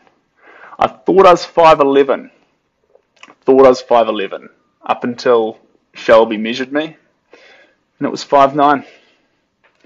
I always thought I was closer to 6 foot than that, but turns out I'm not. So yeah. Anyway, it's a good height to be actually. Planes are a comfortable ride. Could be more comfortable. What else is good? Some cars. Sitting in the back seat behind someone else with long legs. That's handy. I still eat like I'm 6 foot tall. I eat everything in sight, guys. I'm an absolute. I mean, I try not to eat like a pig, but I'll eat everything. I swear. Like, I'm into it. If you got a buffet out, I'm having. I like basic foods as well. Keep it simple. I love chicken. Chicken good. Chicken good. So I'm getting distracted here. Sorry, guys. So we're on the white buzz. We're adding in little areas of white. There's a lot of white in the image, but it's not in one giant area. It's spattered. It's all over the show. So we're trying to capture that. Tall enough for me. That's good. I'm glad. The white this time is not just a regular tan or a regular white. I've spliced it. It's spliced with a little bit of red. Regular red, crimson. Spliced with a little bit of crimson. And what I'm doing is just adding it into those areas which aren't perfect white. It's a little bit of light grey to them. That's what we're after. That's what we're after. And this is slowly, piece of paint by piece of paint, going to come together. We're going to have a beautiful castle with a beautiful sky background, with a lovely bit of grass, with water splashing around at the bottom of the painting. Or, wild card, we won't. It'll all be a disaster. You never know. That's part of the fun of Impressionism. Anything can happen. And even when you're the painter, you are literally just along for the ride. The most important thing, though, is that you have fun while you make your artwork. And I say that, it's not me being cheesy, I say that because I really think you can tell. If an artist enjoys himself when they make the art, you'll be able to see in the art that they did that. Or if they don't enjoy themselves, you'll be able to spot it. How old were you when you knew you wanted to become a painter? I was probably 5 years old. There were a couple of options. I wanted to study dinosaurs. I wanted to study rocks. I loved dinosaurs and rocks when I was a kid. I was one of those kids. And the painter thing was always something I liked and I wanted to do as a dream. But as I grew older, it became more of a pipe dream, like in my early and late teens. I loved art and I did it, but I never really took the idea of doing it full-time seriously. It was only in my late 20s that I realized this is something that I really should be doing. So here I am. Hello. Hello. What's the... Wait, no. The Adele song isn't cool anymore. Hello, it's me. I like that one. But what's that one? Hi... Wait. The thing about the... It's me. Hi. I'm the problem. It's me. That's the one. Taylor Swift. Taylor Swift. It took me some time. I got there in the end. It's me. Hi. I'm the problem. It's me. At tea time, everybody agrees. I mean, that's pretty rough. Is Taylor sitting around her tea time table and like there's a discussion going on, right? Who's the problem? And like everyone unanimously agrees, Taylor, I'm sorry, it's you. Do they even say sorry? It seems pretty rough. I feel like you could use more euphemisms at the dinner table than just to point out Taylor as a problem. And if Taylor was at my dinner table and she's like, "Am I the problem?" I'd be like, "Nah, Taylor, you're good. You're our guest. You're fine." If Taylor was at my dinner table, I would admit to being the problem, even if I didn't think I was the problem, just to sort of make sure everything went smoothly. I'd be like, oh God, no, Taylor, I'm the problem, please. I hope you like the chicken. To be honest, I was probably so nervous that Taylor was in my house that I probably overcooked the chicken, so it's dry anyway. So I am actually, ironically, the problem. Um,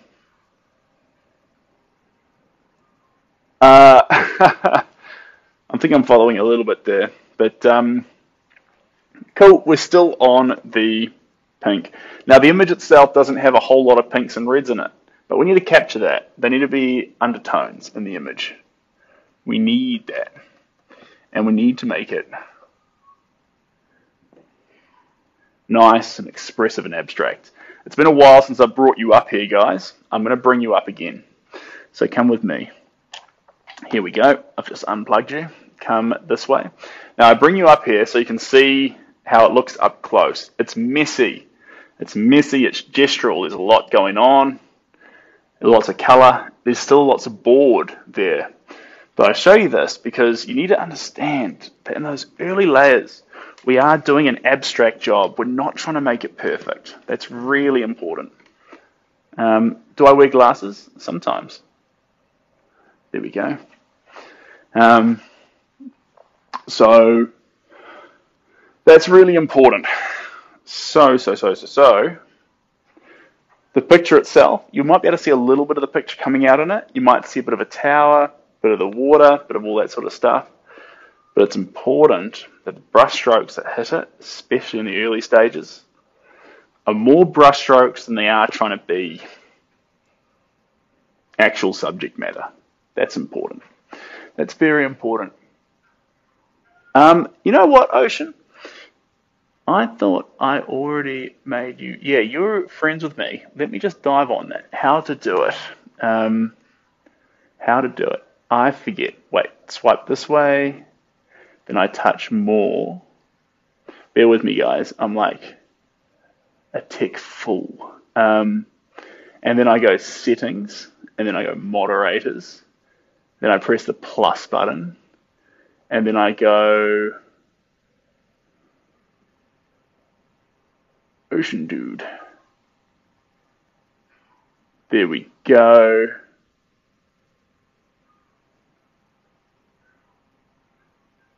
There we go. There we go. Okay, I did it. I think I nailed it, Ocean. You're all sorted. So. Is that? I think we might pull this. Wait, is that where we want to be going? I think it is. There we go. Bring you up a little bit more there, guys. Can you see the picture? I think you can. We're all golden. Perfect. Now,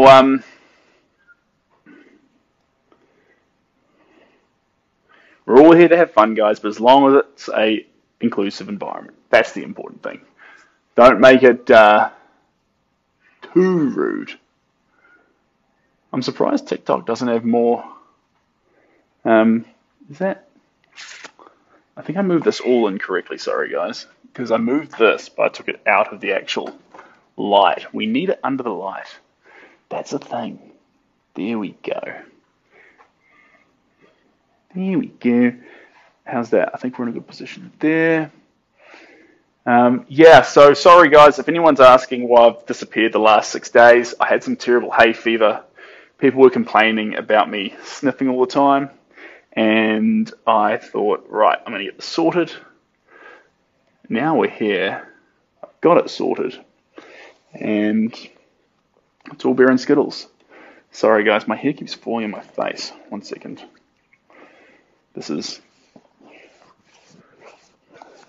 a very complicated thing. This is my water bottle, and that's going to pull my hair back. There we go. Perfectos. There we go. There we go. And then we're going to get some brown. Do I have some brown in this bucket? I should do. Where is that? Here, it's over here. 1 second. It's me. Hi. I'm the problem, it's me. At tea time, everybody agrees. Don't know all the words, sorry guys. It's as close as I can get you. It's me. Hi. I'm the problem. It's me. Tea time. Everybody agrees. Now, early layers, guys, make sure you don't put it on too thick, because if you add the paint too thick, I mean, do what you like, ignore the random voice coming out of your TikTok, but make sure you don't put on the paint too thick, because what will happen is the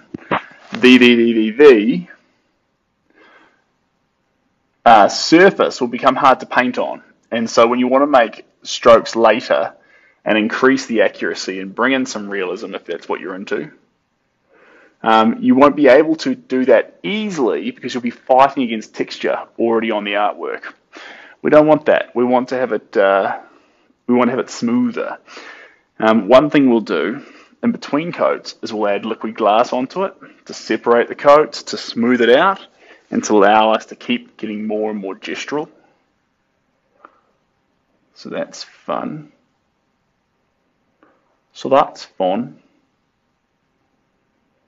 It's me. Hi.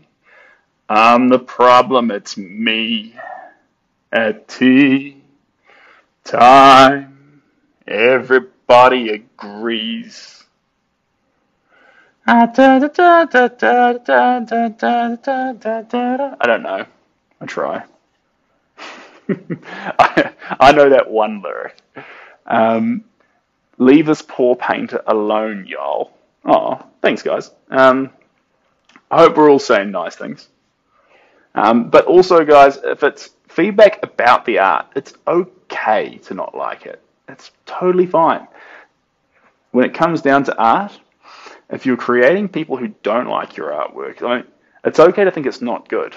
If they actively dislike it, there might be people who actively like it, you know. But also, it's in the early stages. This is layer 1. Not every layer is going to appeal to everyone. Sometimes it's going to need to have more coats. I say 7 to 10 coats. If it was going to be finished on the first coat, it wouldn't need 7 to 10 coats. So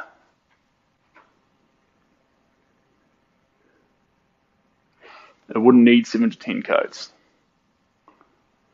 I lost my trail of thought. I'm sorry, guys. Add browns to the artwork. Here we go. Dim the lights down to very low. Here we go. Where we're painting from right now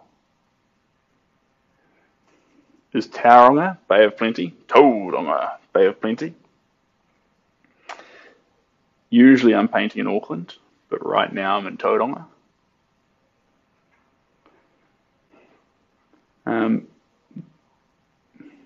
My name, you probably already know my name, but my name's Seb.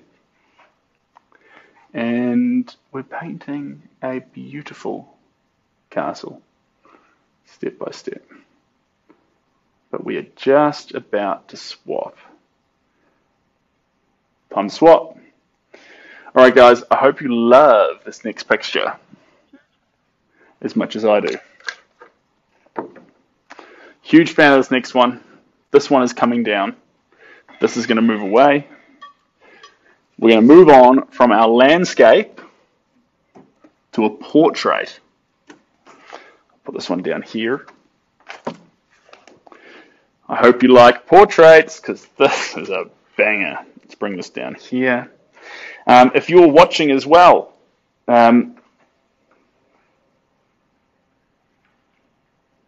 Ricky, if you're watching, sorry for missing your message. I will be getting back to you. It was a lovely message. I listened to it twice, and I hope the weather's doing well for you. Incoming, here we go. It's me. Hi. I'm the problem, it's me. At tea time, everybody agrees. Is that a little too high? That's fine. We'll work with it. So one thing I've done recently, if you were here for the last stream we did before I went MIA and disappeared, this is a giant picture of a portrait, a face. I have a face down here. One moment. It's me. Hi. Da da da da da da. So here's our portrait. Here's our mugshot there. This is our man. Woo! No, it's not me. It's another guy. But great guy. Before anyone says anything, I love the expression on his face. I love the portrait. I love everything about it. At the moment, it's got a thick layer of liquid glass on it. A thick layer.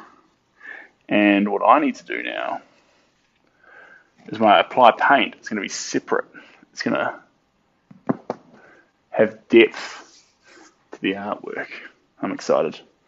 I love this picture, guys. I'm going to be sad to see this one go. And that is when you know you're getting to the right place with your artwork. When you start talking like that, that's when you know. You're like, okay. We're getting close to that place he was talking about, whereby it's looking just about right. What's my age? What's my age again? It is 29, but I'm turning 30 in, well, obviously I'm turning 30, that's a fact, but I'm turning 30 in, sorry guys, I'm just looking for my gloss gel.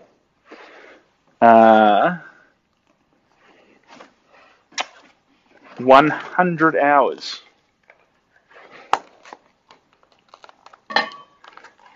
100 hours. So I turned 30 in 4 days. Sound like one of those mums who has a baby and starts referring to it as 24 months, which is nothing wrong with that. I encourage that, by the way. But yeah, I'm turning 30 in 100 hours. Thank you very much. I appreciate the birthday wishes, guys. Now, this is going to be our last chance to capture those small little areas of detail. Or to leave it as a rugged mess. You know what? Depending on the area, I like both those answers. I think both those answers are great. It's me. Hi. I'm the problem. It's me.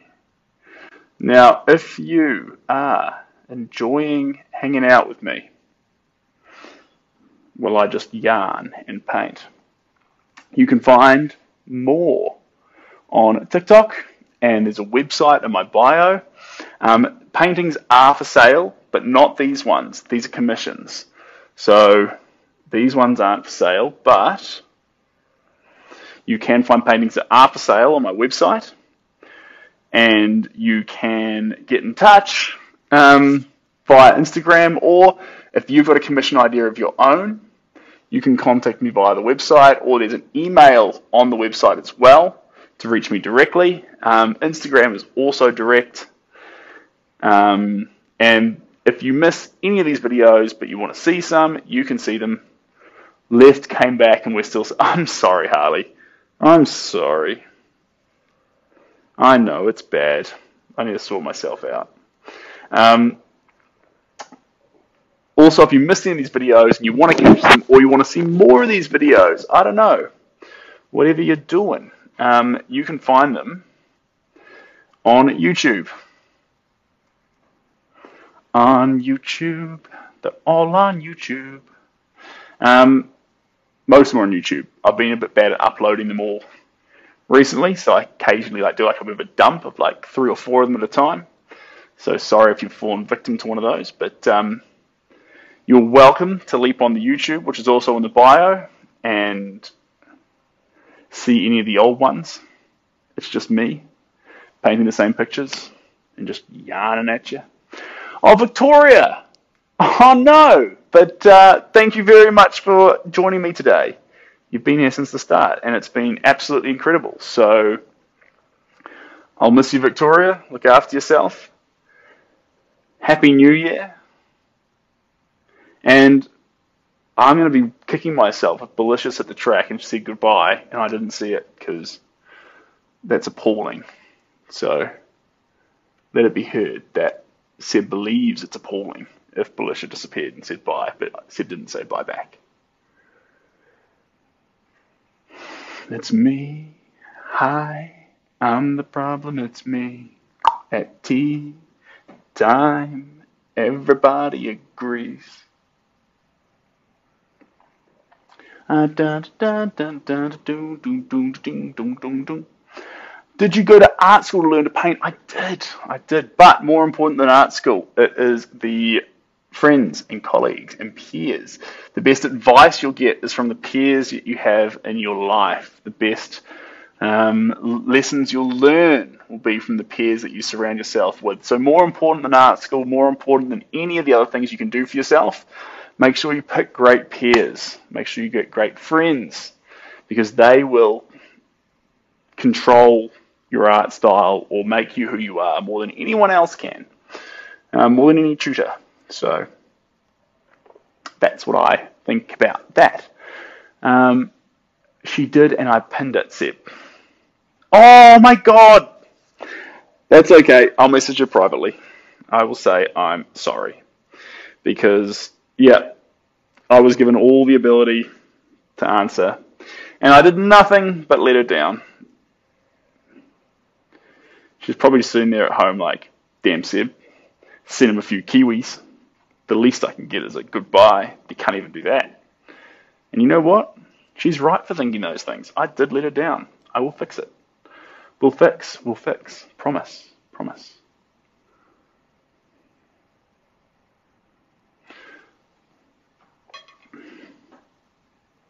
Speaking of letting down, though, I'm gutted myself that I have not seen Lucy. I mean, what's up with that?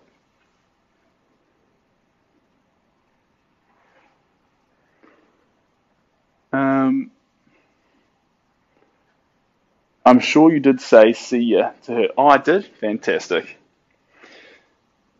I thought I didn't. So, there we go. That goes there. That's an important stroke. There we go. Song, don't.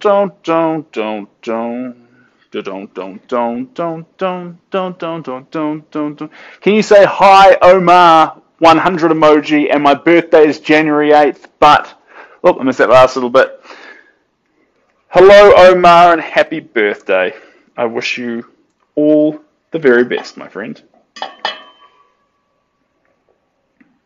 I wish you the very best. Happy birthday to Omar, who's somewhere in the world, and his or her name is Omar. That's all I've got to go on. Right, there we go. Hello, I am good. Is this style after someone real? Yes, it is. So, it's modelled after... I'll grab the other photo for you guys so you can see what we're working on. Here we go. I'll put this one up here. You're going to have to excuse the rip marks in it though, guys, because it's been through some wars. There we go. Excuse the little things. It's got ripped, but I'm working off a different photo, obviously. So, and if it means something real, something borrowed, something blue, something da-da-da-da-do. There we go.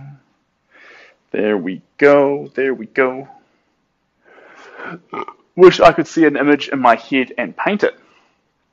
Well, that would be a pretty cool talent. But I can't. I can paint without an image, guys, but it's more abstract. So being able to see an image in your head and paint it, but I mean, at the end of the day, you can print out an image and paint from it. So you're not nearly as hamstrung as people were in the 1970s. Not 1970s, in the 1500s. I mean, in the 1500s, you also had to fight for your life. So, I mean, we've come a long way. These have just run out of gas, so the sound might have changed there a little bit. Let me plug these in, and I will get them charging. One moment.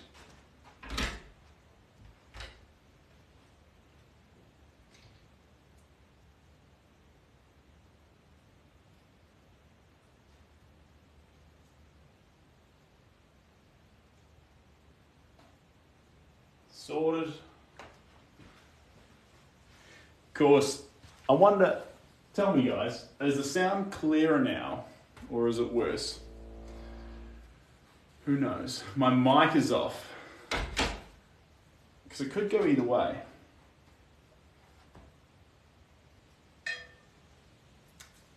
How long have I been painting? Years and years and years. That's not very helpful. A long time, guys. But probably ever since I was 2. Ever since I was 2. Just a little baby. I mean, but you got gaps in between. Like there were times when I was eating and sleeping. I wasn't painting non-stop. You can still hear me? Cool. Give it like, give it like a solid 30 minutes. And then they'll be charged up. But I think that's a good thing, those were handy. I reckon they were handy.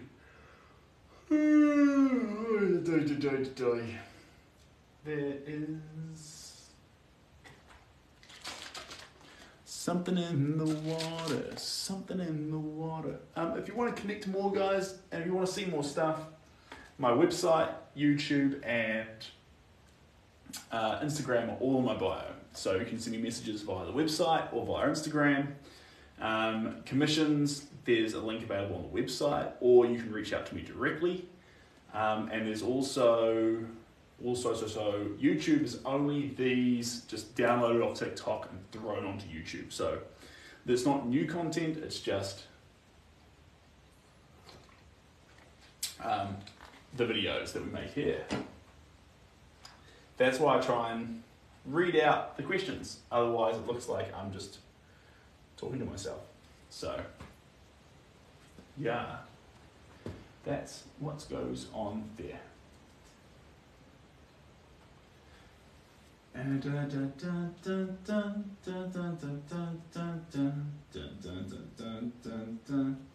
La bum bum bum bum bum.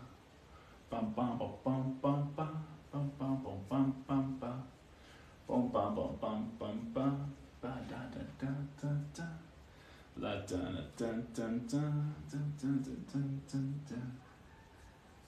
Oh yeah, there we go. Just down there.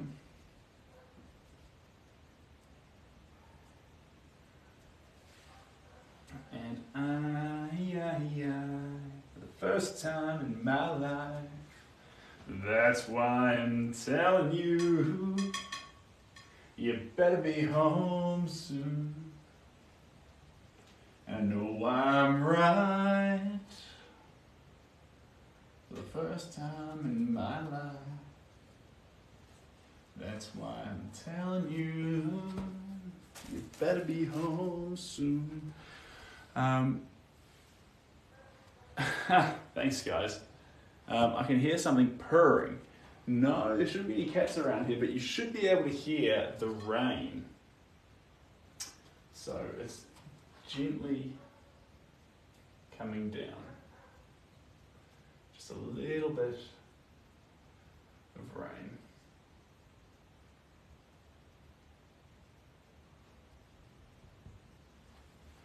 Just a little bit, just a little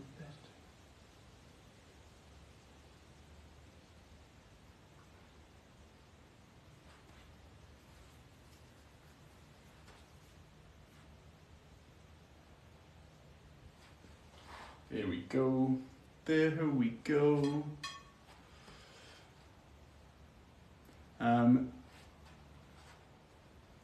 Thanks, guys. So we are making this portrait for a gentleman, but it's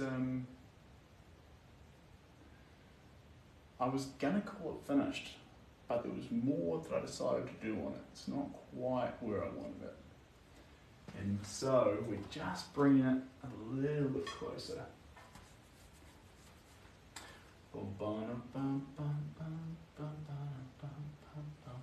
We're painting onto liquid glass at this stage. This is very close to what it will look like in its final stages. How long has it taken? It's had about, that's a good question. How long has it taken? I think it's on its, jeepers, you'd have to add up all the streams. I think this is about 7 to 10 hours. Is it on 10 hours now? Jeepers, I'd just be guessing, guys. Is it on 10 hours? That's a good question. That's what Seb does not know. Thanks, guys. How do you know where to start in a painting? Anywhere. Anywhere is fine. Don't get hung up on making a perfect start. It's like running. Take your first step and you're like, oh, that doesn't feel as good as I hoped it was going to feel. Running feels awful until about halfway through. And once you know that, you can start your run knowing that you're not going to feel 100% off the bat. Similar to a painting. Sometimes the first strokes won't land right. Don't be disheartened by that. Just keep adding paint, building it out, seeing where it goes. And you might love what you make. It might take a few layers. But you never know. You know what I'm saying? I hope you know what I'm saying. Also, guys, I think everyone's already heard it, but in the bio, the replay's on YouTube. If you message me via Instagram or reach out via the website, there's the ability to email me, there's a contact me page, whatever floats your boat. And we can go from there. It's pretty exciting. Pretty exciting. That's interesting.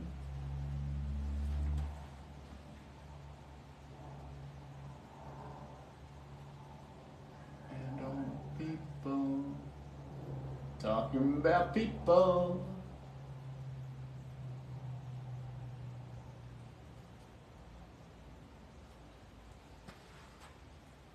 And all the people.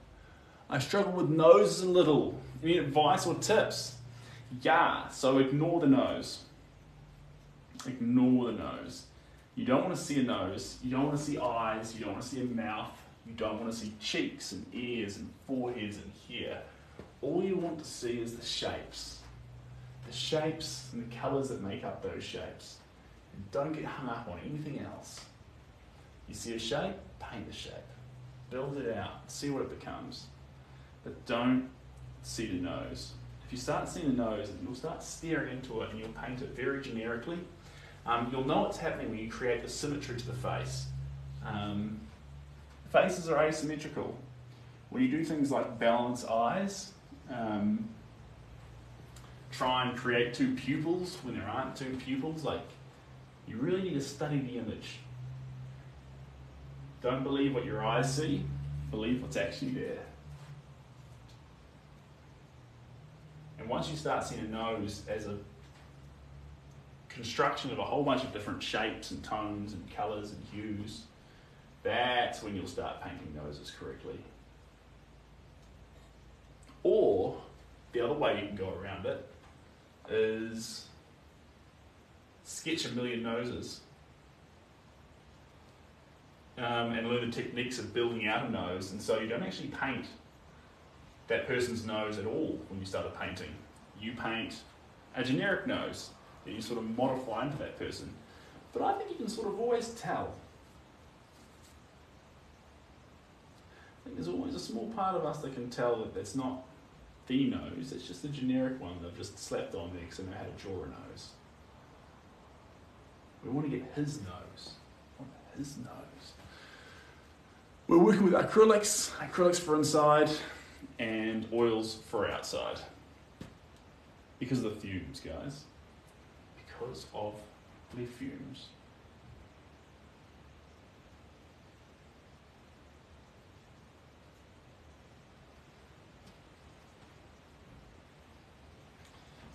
And I don't know what does love do this to me. I don't know. Jackie K, she ran away deep in the valley. I kissed her that day, but it seems I'm aching for you, but I'm still thinking about myself. I don't know all the words, so I'm making them up on the spot. How did you discover that you like to paint? Talent. So I discovered that I like to paint because my mother noticed at a very young age that I had an inclination to paint. What do you call it? A inclination towards creativity. And so she pushed me into things and made me or encouraged me to pursue it. And from there, my own passion grew. But I think just like most, or just like some stories, my mother played a massive role. So that's wholesome. And that'd be the truth. What's your favourite Nicki Minaj song? I like Super Freak. But I liked Super Freak before it was popular. F-F-R-E-E. I don't know how it goes, but I like it. And what's the Starships? I used to really like Starships. That's a funky little bouncing beat.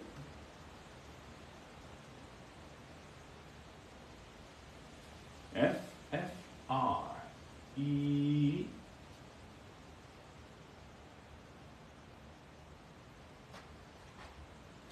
I think Nicki Minaj makes good beats. I think that's what we want from a song.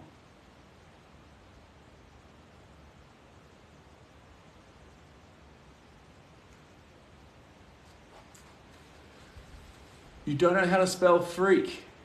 I don't think you know the song. She repeats the letters a few times. And then she goes, AK, AK, AK, AK, in another verse. So, but if I didn't know how to spell freak, the bonus is that you spelled it there in your comments. So, if I didn't know, then I'd know now. And I appreciate your support, trying to show me how to spell. Because, you know what? Sometimes we all need a little help. So that's wholesome. Sound the alarm in high school. Yeah, solid choices. Solid choices. I like it. It's me. I'm the problem, it's me. At tea time, everybody agrees. I don't go ding ding ding ding gong gong gong. Boom boom boom boom boom boom boom boom boom boom boom boom. It's me. I'm the problem. It's me. At tea time. Everybody agrees Canada is watching. Well, welcome Canada. It's good to have you here. I think you make great maple syrup. I think your people are very friendly. You have some fantastic lumberjacks. And that's about it, along with all the other things. Have I ever painted a self-portrait? I have not. I prefer capturing the likeness of others. And that's not in a cheesy way either. I just really enjoy seeing someone else's face come together. Yeah. I might enjoy it, but yeah, there's so much to capture in someone else's face. So much to see, you know, you're quite stimulated by actually seeing all the curves and shapes and tones and all that stuff. All that good stuff in a face. There's a lot going on. There's a lot going on. Thanks so much. Appreciate that, Christina. How do you deal with creative blocks? Well, there's a bunch of ways.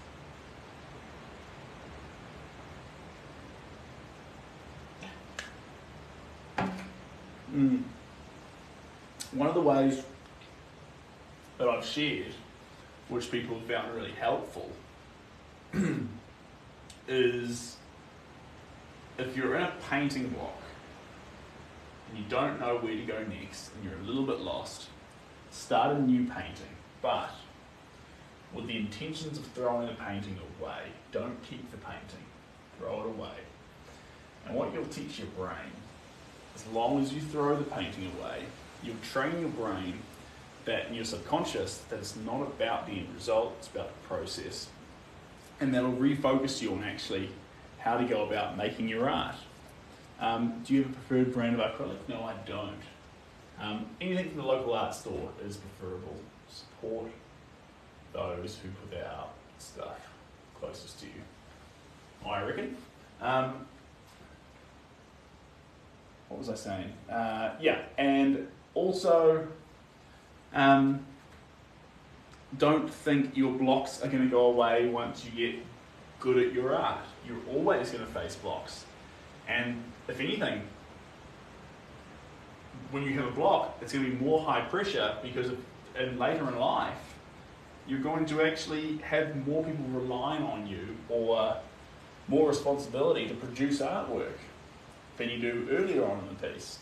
So figure out your personal method, how you get past your blocks, how you manage your blocks, what helped you, what will help you in the future, so that way, when it happens, especially in later life, or if you are a professional artist in later life, whatever may happen, you're more prepared to handle it. That's what I reckon. That's what I reckon. Alright, tinting white. Here we go. Then the last and very low. Here we go. You're so beautiful. Look like a tree. You're so beautiful. Here we go. So we're doing the same thing. We're adding a little bit of white into our black. I'm also adding gloss gel. We're coming close to our final layers. So I want to add some gloss gel in to just create some bright, expressive, saturated, wet look to the paint. All those things that are so important. What inspires me? Who inspires me? I love, in terms of artists, I love Van Gogh. I love Picasso. Two favourites of mine. But in terms of inspiration on a daily basis, jeepers. You guys. Sharing artwork, inspiring others, inspiring strangers, bringing people together in a way that people can have their lives improved through art. It's not going to change your life.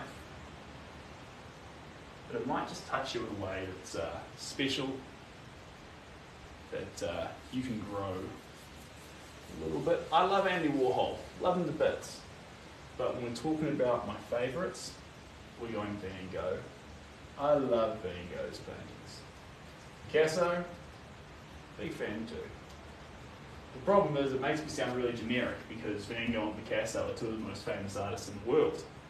But even if they weren't, it sounds rich to say it, but even if they weren't, I'd still love Van Gogh's work. And I know that's the case for me personally, only because when I was a child, when I was a little child, I loved Van Gogh's work.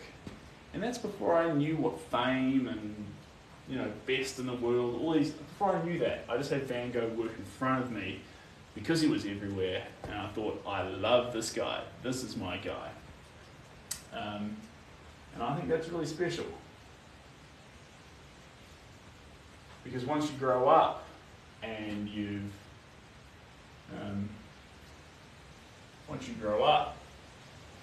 say, you know, it's too easy to say that you like certain things just because it's convenient and it works for you. But at the very start, you're like, I like that one. Like a little kid, a 5-year-old, looking at a book, choosing out the artwork he likes. Very hard to argue that that's a dishonest or opinion just makes it easy. You know what I'm saying? What time is it where you are? Lol, it's 3 a.m, dawn. That's nuts. It's 10 p.m. here. 10 p.m. Oh, wow, got late fast. So we've been here for a reasonable amount of time, but we're not done. We've got more time in us yet. I've got 3 paintings I want to get around to.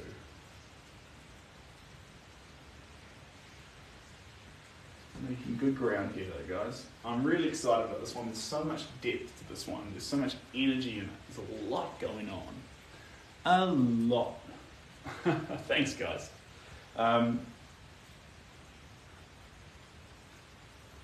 Yeah, so my favourite part about this one right now is probably the colour. The face itself, large face, fills up the entire frame, and so, but the asymmetry of it allowed us to really play with tones of the colour rather than falling into this trap of going right eye, nose, mouth. That's so basic. This allows for a lot more fun. It's not only is it asymmetrical, it's really asymmetrical, which I like. I'm a big, big fan.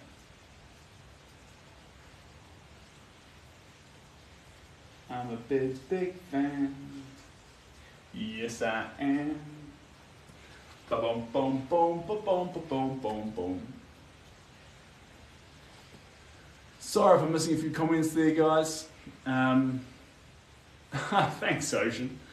And Emilio. Emilio. That's a cool name. That's a cool name.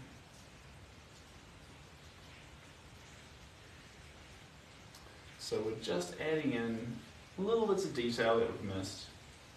Little tints. There's lots of little bits to capture. And I'm just going to combine the colour I've got with just a little bit of red. Some little bits. Get around his neck. There we go. Every bit of paint we put on now is suspended. So when I say suspended, it is a liquid glass layer. You might notice that the art's shining. There's a liquid glass layer over the entire piece of artwork, which means the more paint we put onto it, it's actually separate from the previous layer of paint. There's about a 3mm gap. And that gives me a completely flat surface to add these last bits of detail on. It means that the last bits of detail land in this gestural way, which is so friendly and free, without being affected by the underlying expressive brushstrokes. All that fun stuff. Because we want to get more accurate with it, but we don't want to lose that expression. And so often can we lose it because of the textures that stop us from being, or giving it as much energy as we want to give it. Not in this case.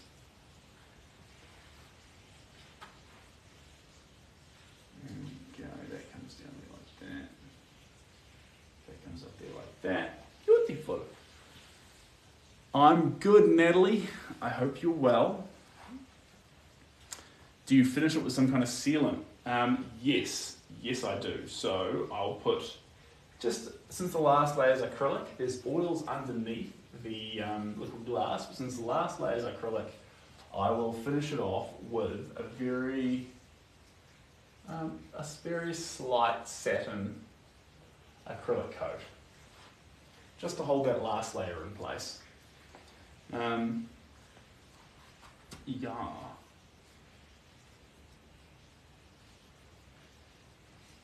Yes, indeed.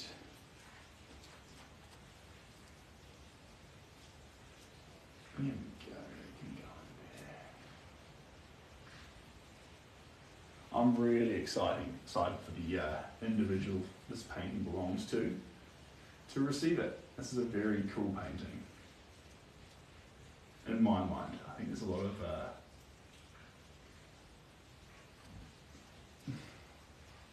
I really want it to be in his house in a way that he can show people and say, this is me.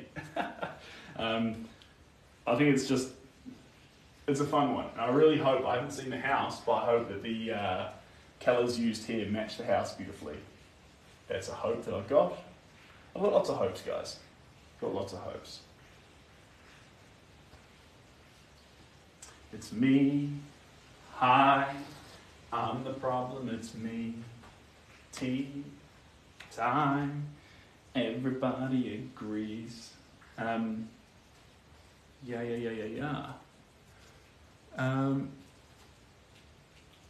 So any pictures of your own face? I've never done a picture of my own face before.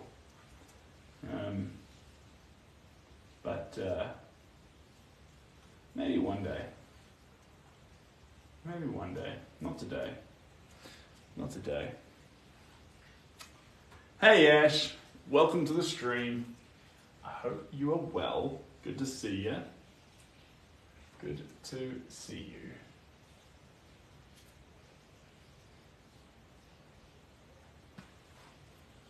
It's me. Hi. I'm the problem. It's me. Tea time. Everybody agrees. But doom doom doom doom doom doom doom doom doom doom.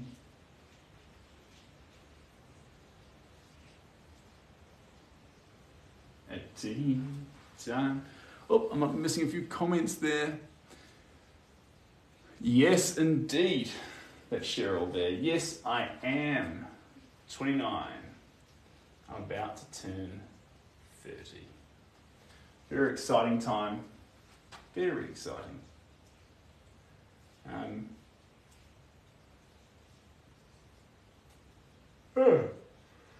that puts me 10 years off 40.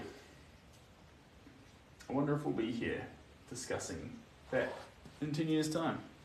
Who knows? But g'day guys.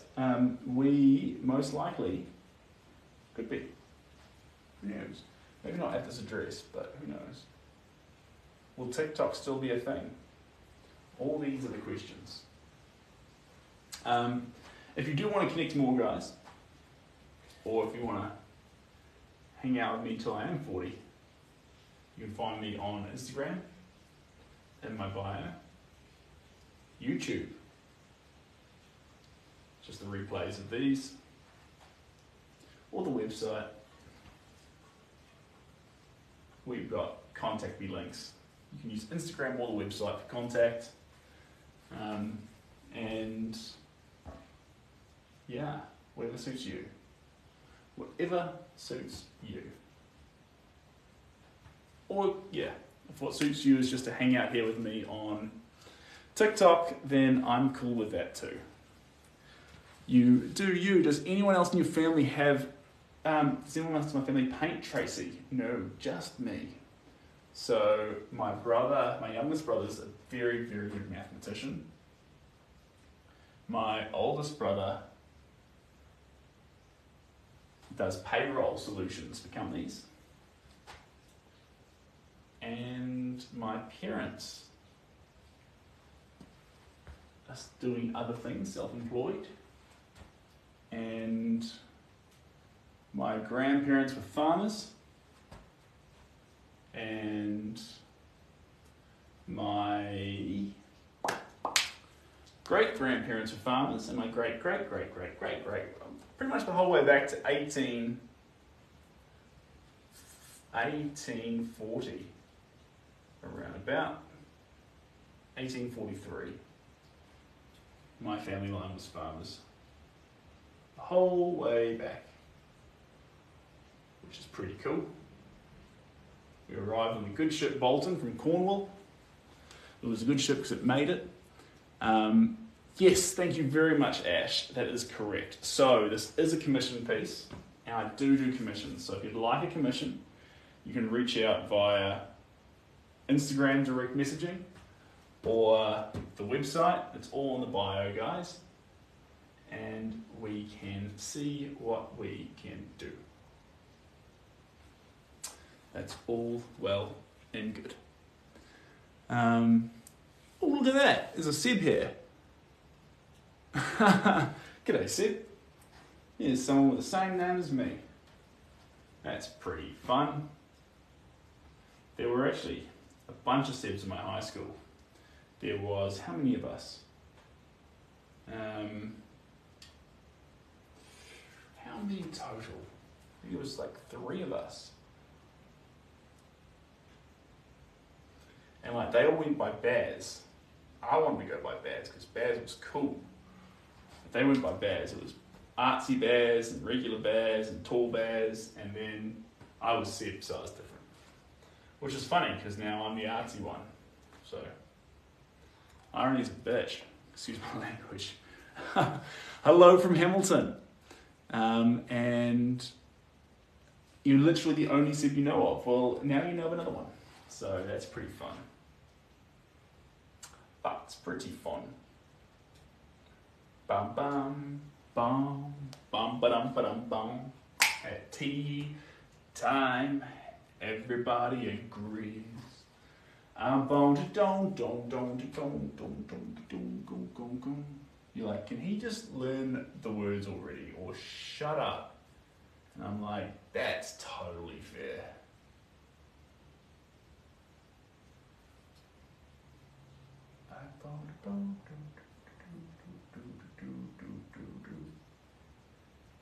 Okay, we're just adding in these tones. There we go. So these brush strokes we're putting in here are very transparent, guys. They are very see-through, very transparent. They're looking very cool on the textural front because it's literally like painting onto glass. So they're pretty fun. We need to grab one more type of, will we? Or will we just use this gloss gel? We'll just use gloss gel with the orange. Probably. Like when, what's that Kung Fu Panda scene? Where Master, what's his name? Uguay goes and hangs out with the bear. And he's like, I probably sucked more than anyone ever in Kung Fu ever. And Uguay's just like, probably.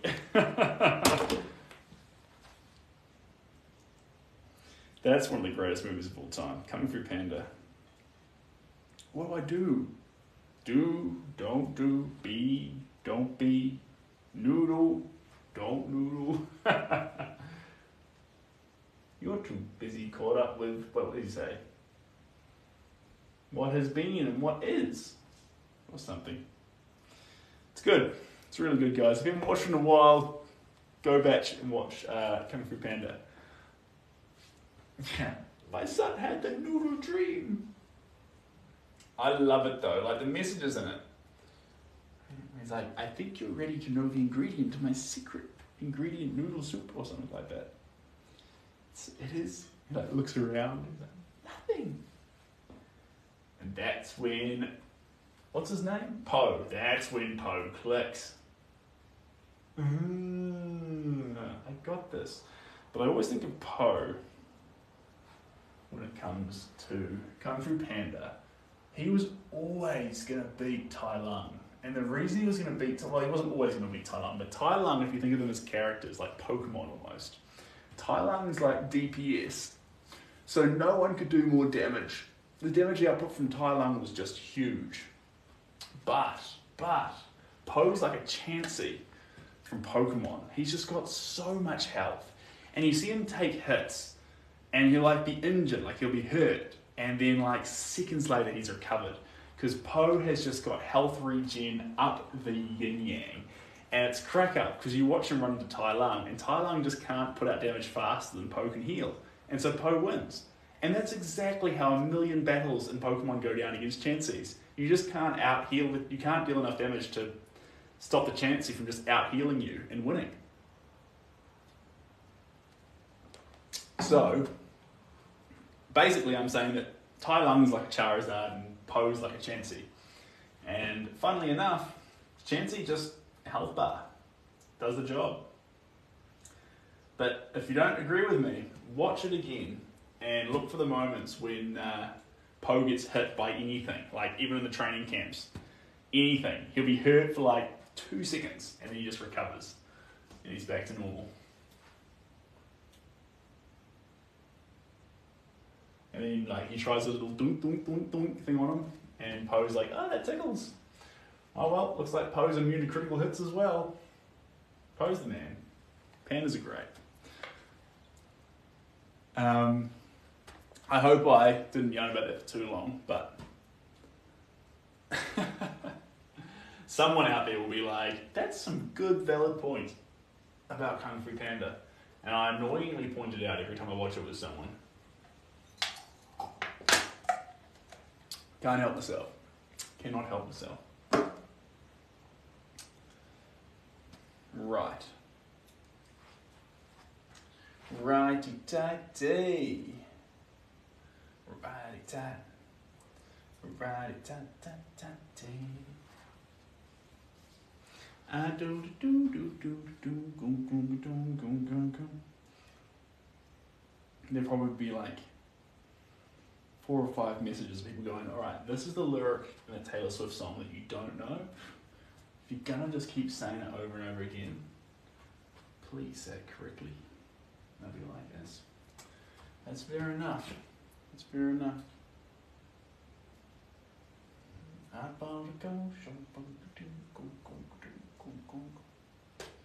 Right. Making the face come together, one stroke of paint at a time. One little stroke of paint at a time.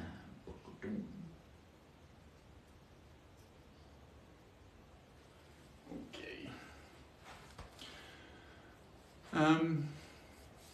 I haven't looked at anyone's comments, guys. Sorry if I do. Can't.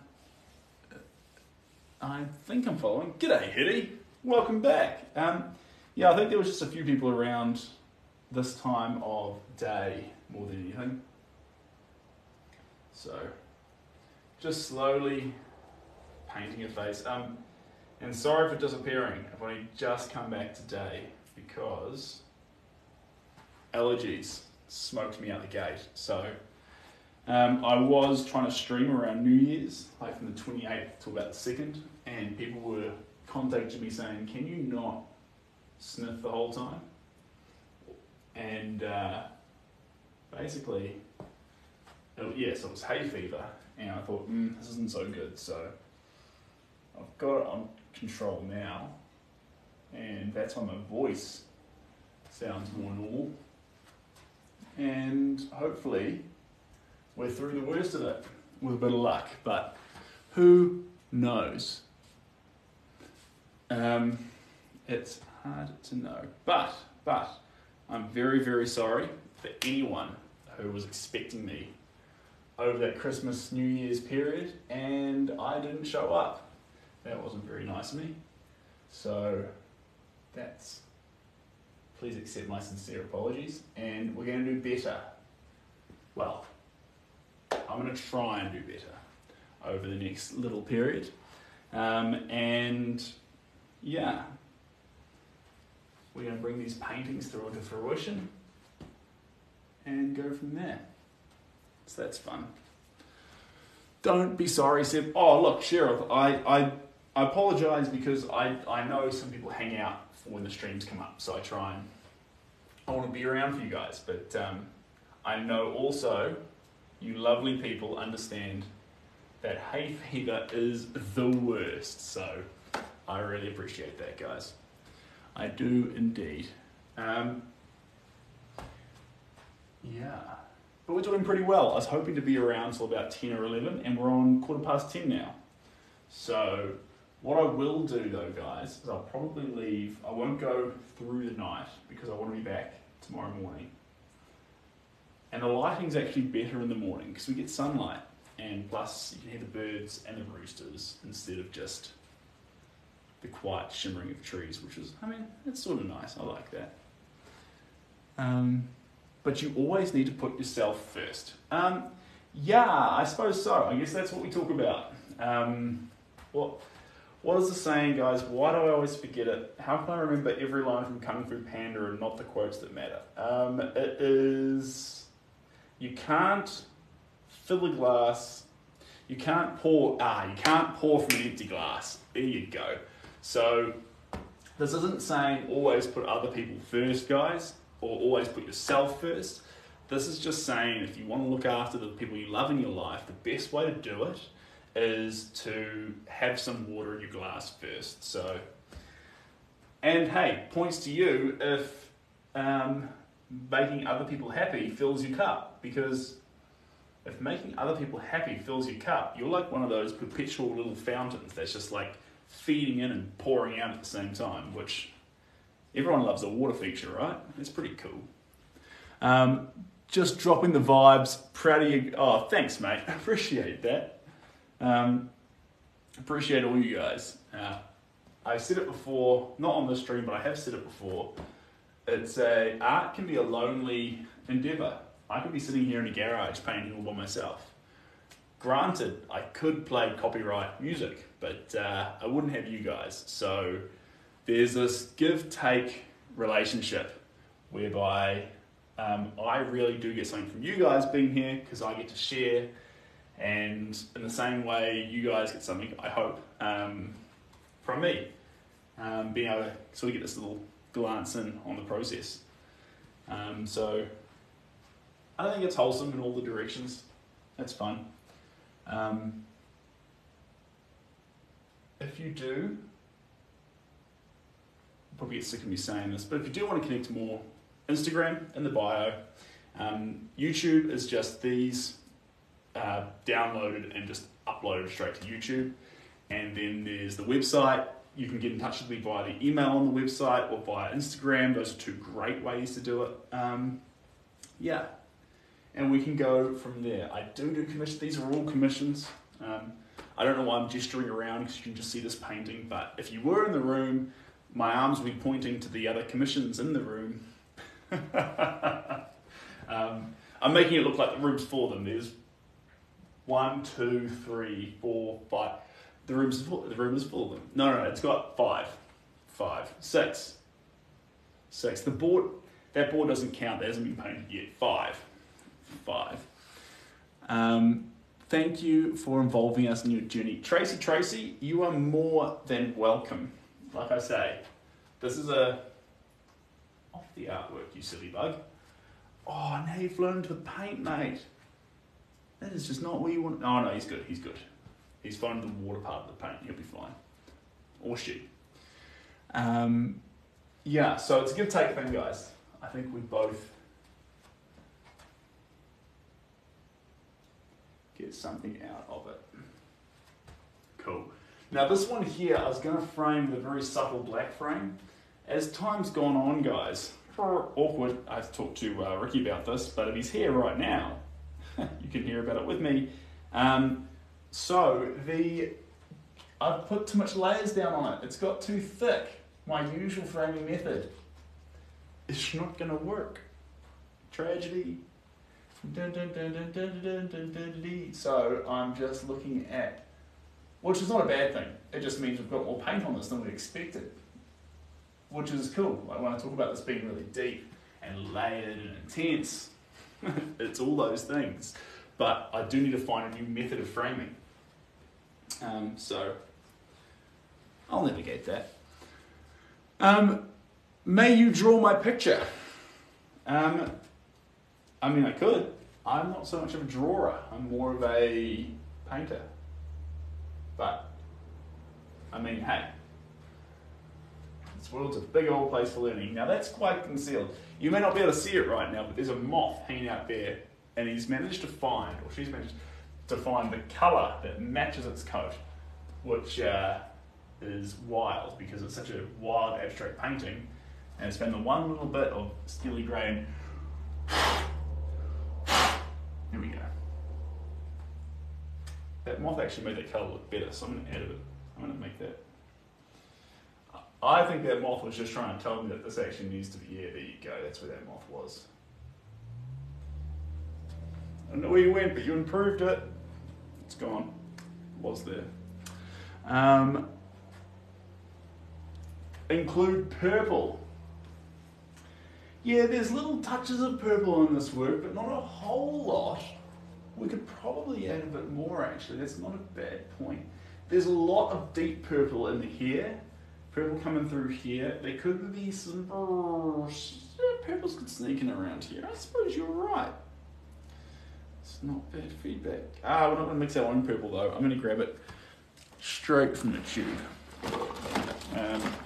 Straight from the tube. It's me, hi, I'm the problem, it's me. At tea time, everybody agrees. Alright,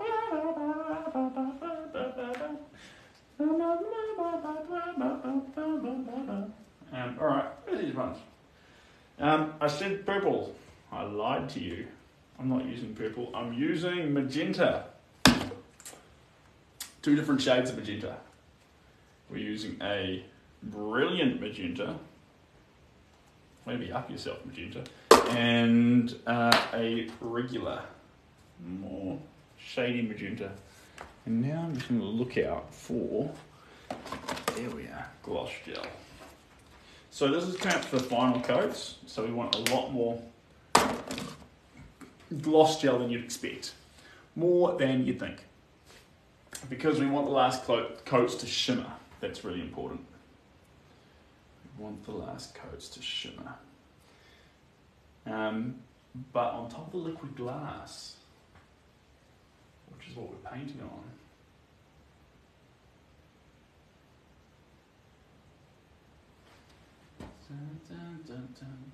on top of the liquid glass, we need to make sure that these don't come off as bland. And we can stop that by adding in those glossier mediums to our acrylic paint.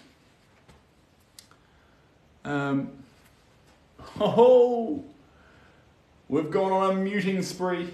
Sorry guys. Probably deserves it.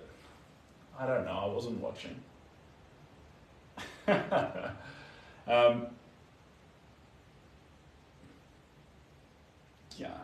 there we go. There we go.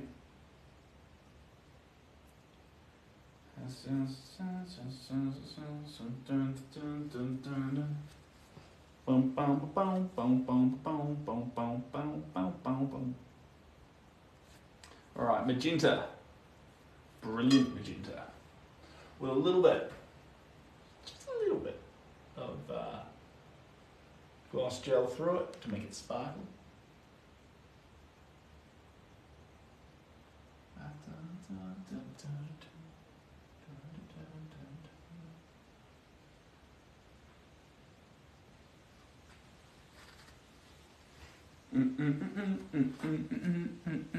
Hello from Calgary. Calgary.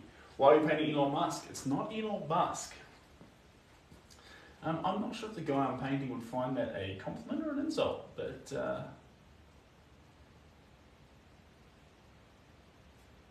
who knows? Cool guy though. Cool guy.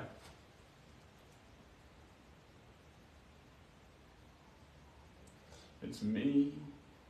Hi. I'm the problem. It's me. At tea time, everybody agrees. It's late. It is late, Henley. How did you find painting? Love your art. Thanks, guys. Thank you very, very much. I found painting. I liked all the creative mediums, but I landed on painting because I like colour. I like the primal use of the brush. I like how raw it is. I have friends who do computer art. I love computer art, but it doesn't resonate with me like standing in front of a canvas and using wet paint and applying it to a surface. In this case here, this isn't a canvas. This is a oil-treated hardwood, but the same principle. You know, you're smelling what I'm stepping in. You know what I mean.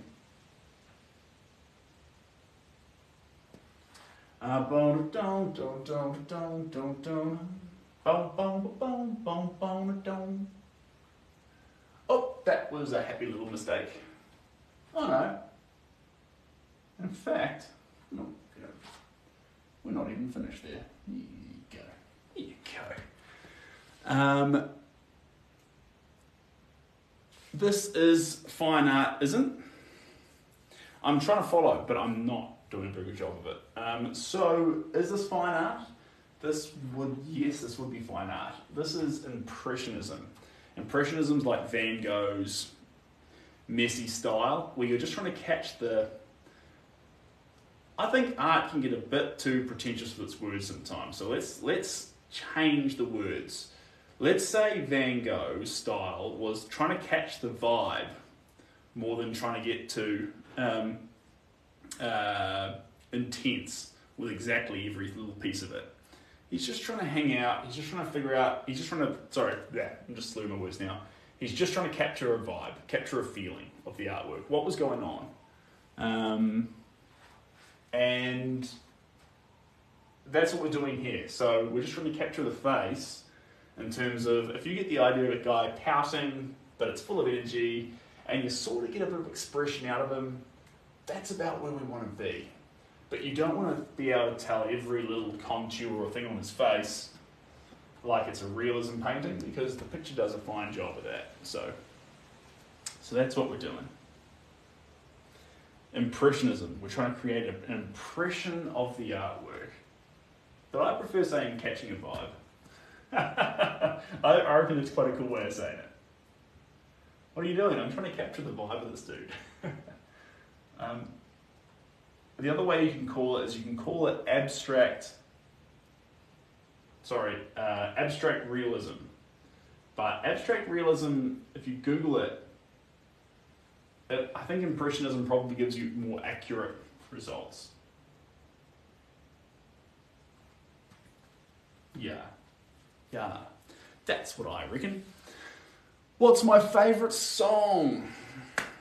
My favourite song is most likely, what is it these days? It used to be or was, is it still? Probably Toby Keith. Should have been a cowboy. Should have been a cowboy. I should have learned to rope and ride. Wearing my six shooter, riding my pony on a cattle drive. Stealing the young girls' hearts, just like Gene and Roy, singing those campfire songs. Oh, I should have been a cowboy. I might have had a sidekick with a funny name, running wild through the hills, chasing Jesse James, ending up on the brink of danger, riding shotgun for the Texas Ranger. Well, dun, dun, dun. And you've been told about a barn full of whiskey Women and ghosts, even out all night under the desert stars. With a dream in my eye and a prayer in my heart.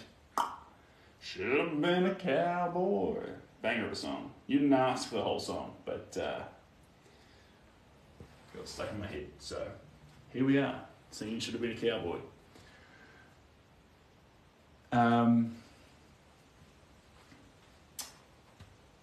The way the girls' comment got removed so fast. Oh no. Was I getting insults on my singing? Because you know what? I kind of deserve it.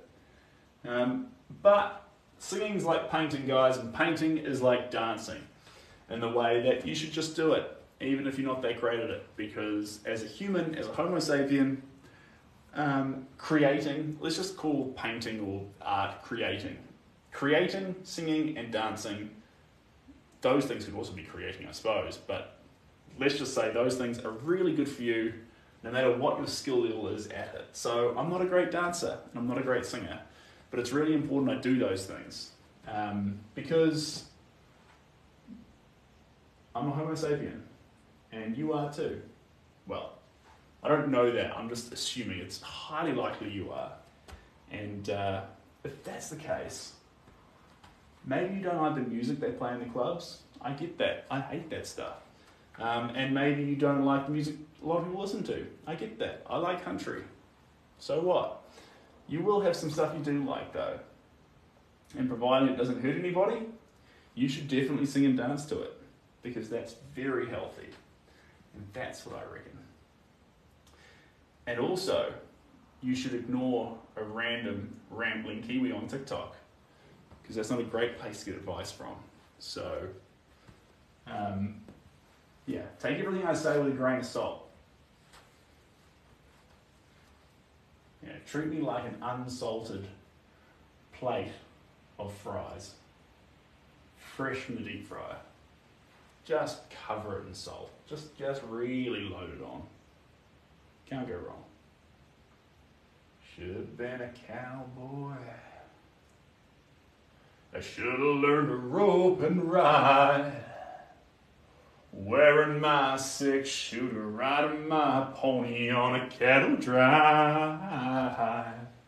Stealing the young girls' hearts.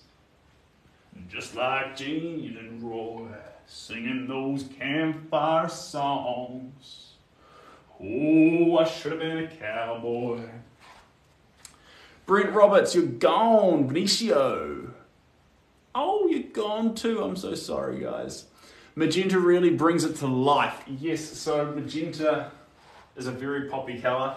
You can be careful with it though, because in this late stage you could add too much of it. And we've got some beautiful yellows, greens, reds, purples, blues, violets actually. Where'd that come from? All these things going on in there, and if we add too much of this magenta, we risk downplaying the other things that are happening. I know the magenta's cool. I love it too.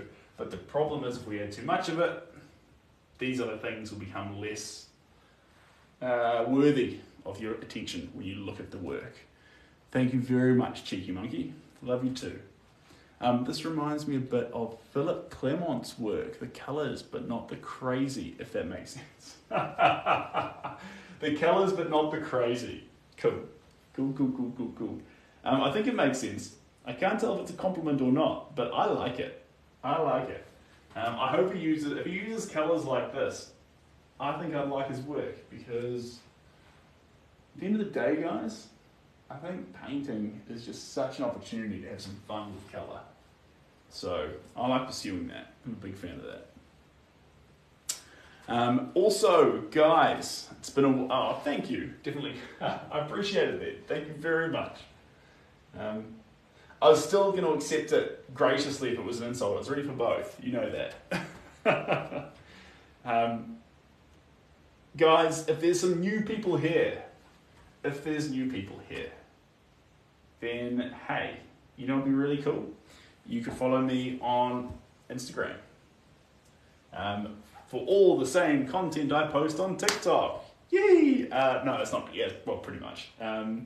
But I'm on Instagram. You can find that in my bio. And there's also YouTube, which are these same streams. If I'm not live, you can just find a replay on YouTube, which is cool. I try and upload after I finish, but the issue is my Wi-Fi, guys. I'm on Starlink here, but you wouldn't think it. I'm not giving Elon Musk a hard time. Starlink's great, but when the stream's like 6 hours long, to download them and re-upload them onto YouTube takes a bit of grunt. Because TikTok records it with surprisingly good definition. So that's surprisingly good quality. So there's that. But yeah, that's on there. And there's also a website. You can get in touch with me about commissions. You can get in touch with me about art in all shapes and forms via the contact me page or the email address there, or you can just reach out direct on Instagram. Whatever works for you.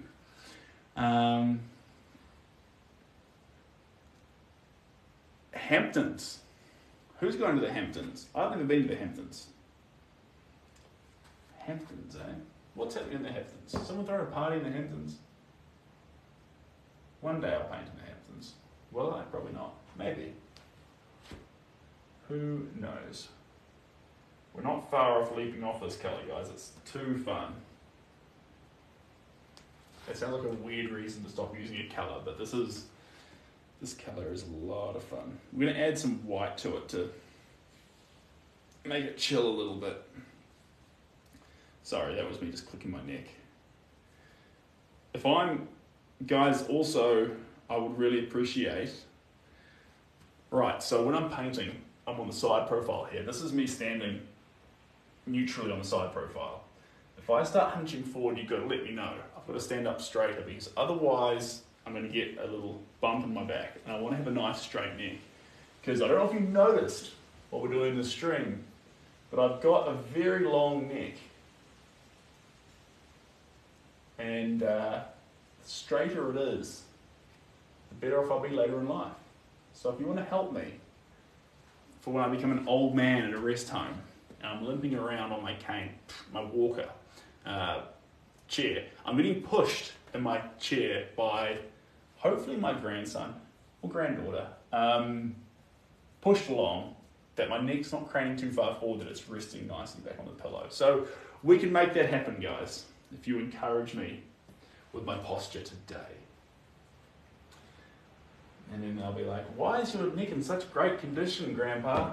And I'll be like, because when I used to stream on TikTok, when I was just a young lad at the age of 29, the audience that used to watch would tell me to keep my neck straight. Maybe. I don't know. Possibly. Goodbye. I'll see you later. I'll miss you. It's actually quite good, guys, because there's not too much background noise, and so I don't have to speak too loud, which is handy, because sometimes when I do these streams and there's chickens going off, and there's rain, and there's wind, I really do have to start screaming at the phone, and I run out of gas pretty fast. That's when we do those sort of like hour and a half, 2 hour streams where I'm like, all right, guys, I'll see ya. Like come off it and get like a honey tea and go, whew, let's get that voice to recover. Thanks, Gracie. Appreciate you. Appreciate you a lot. It is 10:40 here in New Zealand. Wow. So, time ticks. Put that on a t-shirt. There we go. We're going to go till 11, guys. I'm going to have some me time, some unwind time. I'm not going to go straight from the stream to bed, because then I'll just be seeing paint being applied to canvases the whole time. I'm going to go straight from the stream. I'm going to go to Netflix. I'm hoping my little brother has left some ice cream in the fridge. We've all been around for Christmas, New Year's, so with a bit of luck he hasn't smashed it. If it's in there, I'm going to get a little bit of that. I've got Kraken rum. I love Kraken rum. Why? Because it's got little hooks you can hang on to. I want to put that a little bit on top of the ice cream. Hopefully there's ice cream for that. and I'm going to sit down and watch a show on Netflix. I don't know what it's going to be. Probably I won't find anything, and so I'll resort back to YouTube. On YouTube, I love to watch how black holes get created and the inception of the universe. And I was watching a really, really good clip about explaining relativity to children under 10, and I found it really interesting. It was trying to figure out, what's the best way to teach children to understand, like Stephen Hawking's book, The Brief History of Time, and how to grasp those concepts like black holes, and how young can a child be to grasp the concept of a black hole. I thought that was a pretty cool YouTube video. Turns out, real young, they can get the hang of it. I don't remember exactly the age, but I remember thinking, are you kidding me? Like, I wasn't until my early 20s till I actually grasped the idea that something so small could have more gravity and actually pull light back in on itself. And it's a lot. It's a lot. As a kid, I probably thought black holes were a cone facing one way, pulling from one direction, because that's how the diagram looked, But anyway. Yes, perfect. Your 10-year-old's already on board. Fantastic. You don't even need my YouTube video. You're already there. You don't even need the YouTube video that I was watching. Wish it was my YouTube video. It was a banger. It was the sort of thing, when you fall asleep in front of the TV with YouTube running and it just grabs new video. A lot of people end up in some weird places. For me, I wake up and it was like teaching 10-year-olds how to conceptualize black holes. I'm like, sure, I'll give this 5 minutes. Oh dear. Take me to the Hamptons. It's a client who sent Seb the photo for him to paint. Take me to the Hamptons. It's a... Oh, is it the name? Oh, that's the name of the person. Take me to the Hamptons. God, that was confusing. I was really struggling there, but now I'm on the same page. I'm sorry for being so stupid. It all looks like part of the message. So, take me to the Hamptons. This is a picture of someone. It's a commission. And like I say about commissions, guys, you know it's finished when you want to keep it. When you feel like the amount of money they're paying for it, it tilts that scales of it doesn't feel like enough anymore. When you feel like you've put way more into it than you're charging for it. And when you genuinely believe that you'd be like, I will give you back your money, or you could just walk away and I could keep this. That's where you want to be to. When you reach that stage, that's when the commission's finished. When you actually would prefer to keep the commission than take the cash, then you're golden. That's where you want to be, right on that tilt point. Are you inspired by someone like Picasso? I like Picasso, but I love Van Gogh. Van Gogh's my guy. And you know what? It doesn't even need to be painters that inspire you. There's lots of people I love to listen to. You know one person I like? Eric Thomas. Who knows him? He's a motivational speaker. Was homeless at one stage, got over it. He's just a big fan of Eric Thomas. He can be pretty intense. Like a camping trip. But he's great. Who else do I like? I like Jim Carrey. Jim Carrey's a banger. Who else is great? Who else is great?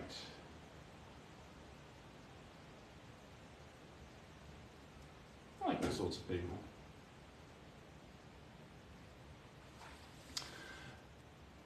Is that paint by numbers? Jeepers, that'd be a weird number. If this was paint by numbers, this is like the last 50 digits of pi. This is all over the show. So with this painting, this is not paint by numbers, this is paint by straight up expression, wild behavior. We're trying to be primal, we're trying to be raw, we're trying to be wild. probably Impressionism's the best way to put it, but we are painting off a subject, so I think you can see it just down the side there. And basically, I'm just applying paint wherever I see fit. We're just taking it where it goes, really just sending it to the stars. We're coming to a close on this painting, and I'm gutted because I really like it. This main part is almost finished. I'm steering more around the border. The border is taking my interests from here on out. I'm losing a few. What? Oh no, what was that? Simon, you're about to lose your subscription benefits. I'm not sure if there is a whole lot of benefits, but there will be one day. You don't want to miss out on them. One thing that I got told is we're going to add in some emojis, some way more fun emojis. Sorry for not being onto that. Hay fever, again, my excuse, my only excuse, and I won't use it again. We got the violet one, which is going to come, of course, that's fantastic, very clever. And we've got, more fun ones that are more fun to use. So, I can't wait. I'm very excited. What else we got there? Fair enough. Now, what time is it? Okay, you've got me for another 13 minutes, guys, and then I'm initiating plan, rum, ice cream, TV. If you do want to connect more, you're welcome to do so. Website, YouTube, Instagram, all in the bio. That's where you can find them, and I would love to see you there. Hello from Ukraine. Welcome to the stream. I'm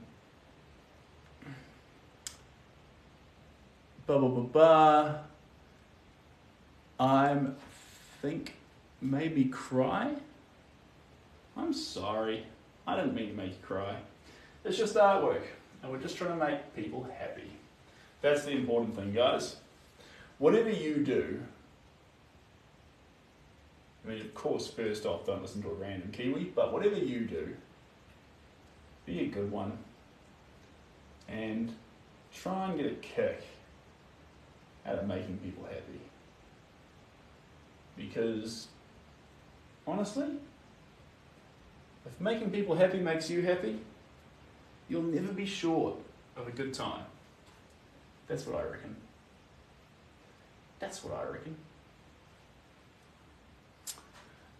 Appreciate all the lovely words, guys. It's very, very kind of you all. I'll be here for another, where are we at?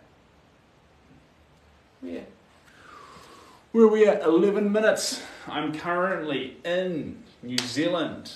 That's the southeast of Australia. If you don't know where Australia is, I can't really help you more than that.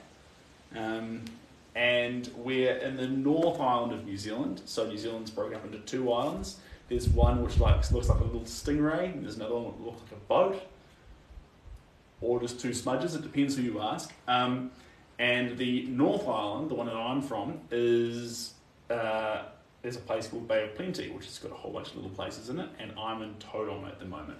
I usually live in Auckland, but I'm down in Tauranga. Christmas, New Year's, this little part through here. And yes, this is a commission, this is not for sale.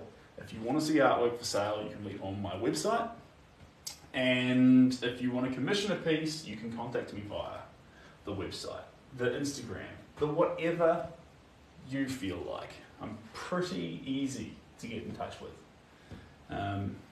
Yeah. Well, I try to be. If I try to get in touch with everyone who reaches out. Yeah, but please understand if it takes me some time, guys. I'm not ignoring you. I will get round to you. I promise. I promise. But I get busy. I do. And your understanding is appreciated.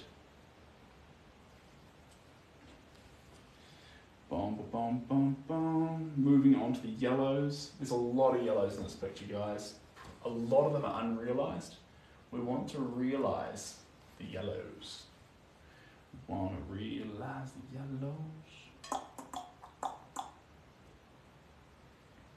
1050, 1051. So, 1051, like I say, I will be back. I know I say this and I don't come back because of extenuating circumstances. But I'm planning to be back tomorrow. And we're going to really crack into it. I was going to start that other painting, but life's wild. We didn't quite get onto it. We made some good ground on this one and the castle though. I'm pretty happy with the ground we did make. That is not correct. I don't like that brushstroke. We're not going to follow Bold Ross's advice there and think that's a happy little mistake. That's going to get removed from the playing field. There we go. Now I can do that because the surface here has liquid glass on it. Liquid glass means the paint goes onto it, but it's easy to wipe off. So that's why I was able to obliterate that little brushstroke. Normally I'll keep things, but in this case here, I just looked at that one and thought, nah, not today, big boy. Not today. There we go. Hello. Perfect. Up in this corner now, we're going to grab a little bit of that gesso, mix it up here into this one, and we're just going to slap that up in here. There we go. And there you go. Fantastic. Thanks, Seb. Hope to see it finished. Thank you very much, Ash. I really appreciate that. You will see it finished. One day. One day.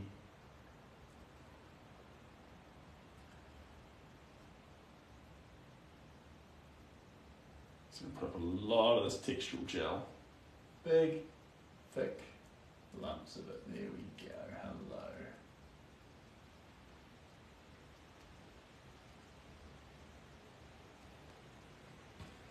Here we go. A bit more of it. There we go. Beautiful. Beautiful. Fantastic. Hello from New York. Welcome to the stream. I hope you're looking after yourself. You've reached us on the tail end of the stream. Tail end is not the start. Tail end is the finish. If you don't use that saying in New York. How's it like being in summer in Australia? And the most clothing companies have their winter collection right now. I hadn't noticed. I typically do a lot of my shopping at the op shops, guys. All that I'm wearing right now, including the shoes, everything except the belt, which I was given by a lovely lady. This was a Christmas present. This is from an op shop, and these are from op shops. I like to shop at op shops, and the reason why is it's a cheap way to be sustainable and get great clothing. So you just go in there and keep scouting out, keep looking through the shelves, and occasionally find a good bargain. I really like the boutique stores, guys, the ones that actually scout out all the good stuff for you, put it in front of you for some sort of like discounted rate. I don't need it brand new. I don't. And plus, when it comes to jeans, I prefer it to be worn a bit because that makes them fit better. You buy new jeans from the store and you have to go for a little bit tighter because they'll loosen off after a while. What if someone else loosens them off for you and then you just come along and reap the rewards? That's the dream. That's the dream. Who is your inspiration that inspired you in the way you draw? No one inspired me to paint this way, guys. I mean, I love Van Gogh, but I've painted in all sorts of different ways, and only once I stopped listening to everyone else and stopped letting everyone else cloud my judgment and just decided to do things in a way that would make me happy, in a way that I felt art should be, did I sort of land on this. I say land on this. Did I fall back to this? this is when you strip back the layers. This is where my style gets to. And I can see it's really fun looking back at old artwork and old art boards at school and things and going, this was always there, just under the surface. You just couldn't quite realise it. And that's where great art tutors and friends come in. They can help you spot those things. But I'm glad that I've sort of found it now. I love this way of painting. It feels right. The other ways didn't feel right. I felt like I was strangling the method. I've never felt like I'm strangling this method. And if I do, I always actually try and release. Release to get back to it. Yeah.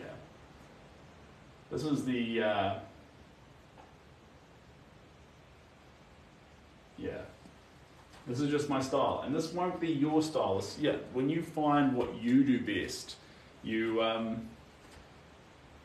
a matter of looking within yourself and stripping back the layers and going, how do I do? I mean, is it painting? Is it singing? Is it dancing? Is it plumbing? Is it being a sparky? Is it being a cook? Whatever it is, how do I do what I do? How do I do it? Ask yourself that. At the very core, how? And if you can do that, it's really hard. It takes a lot of self-reflection. And you'll have your own people that help you get there. And when you get there, you'll be like, this is me, this is my style. And that's really special. Your son's a contemporary artist. Bang! Fantastic. That's cool. And I hope he loves every moment of it, because being able to be an artist, especially a contemporary artist, that's really special.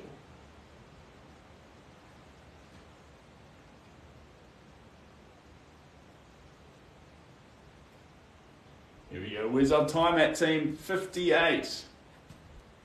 58. We've got 2 minutes left, team.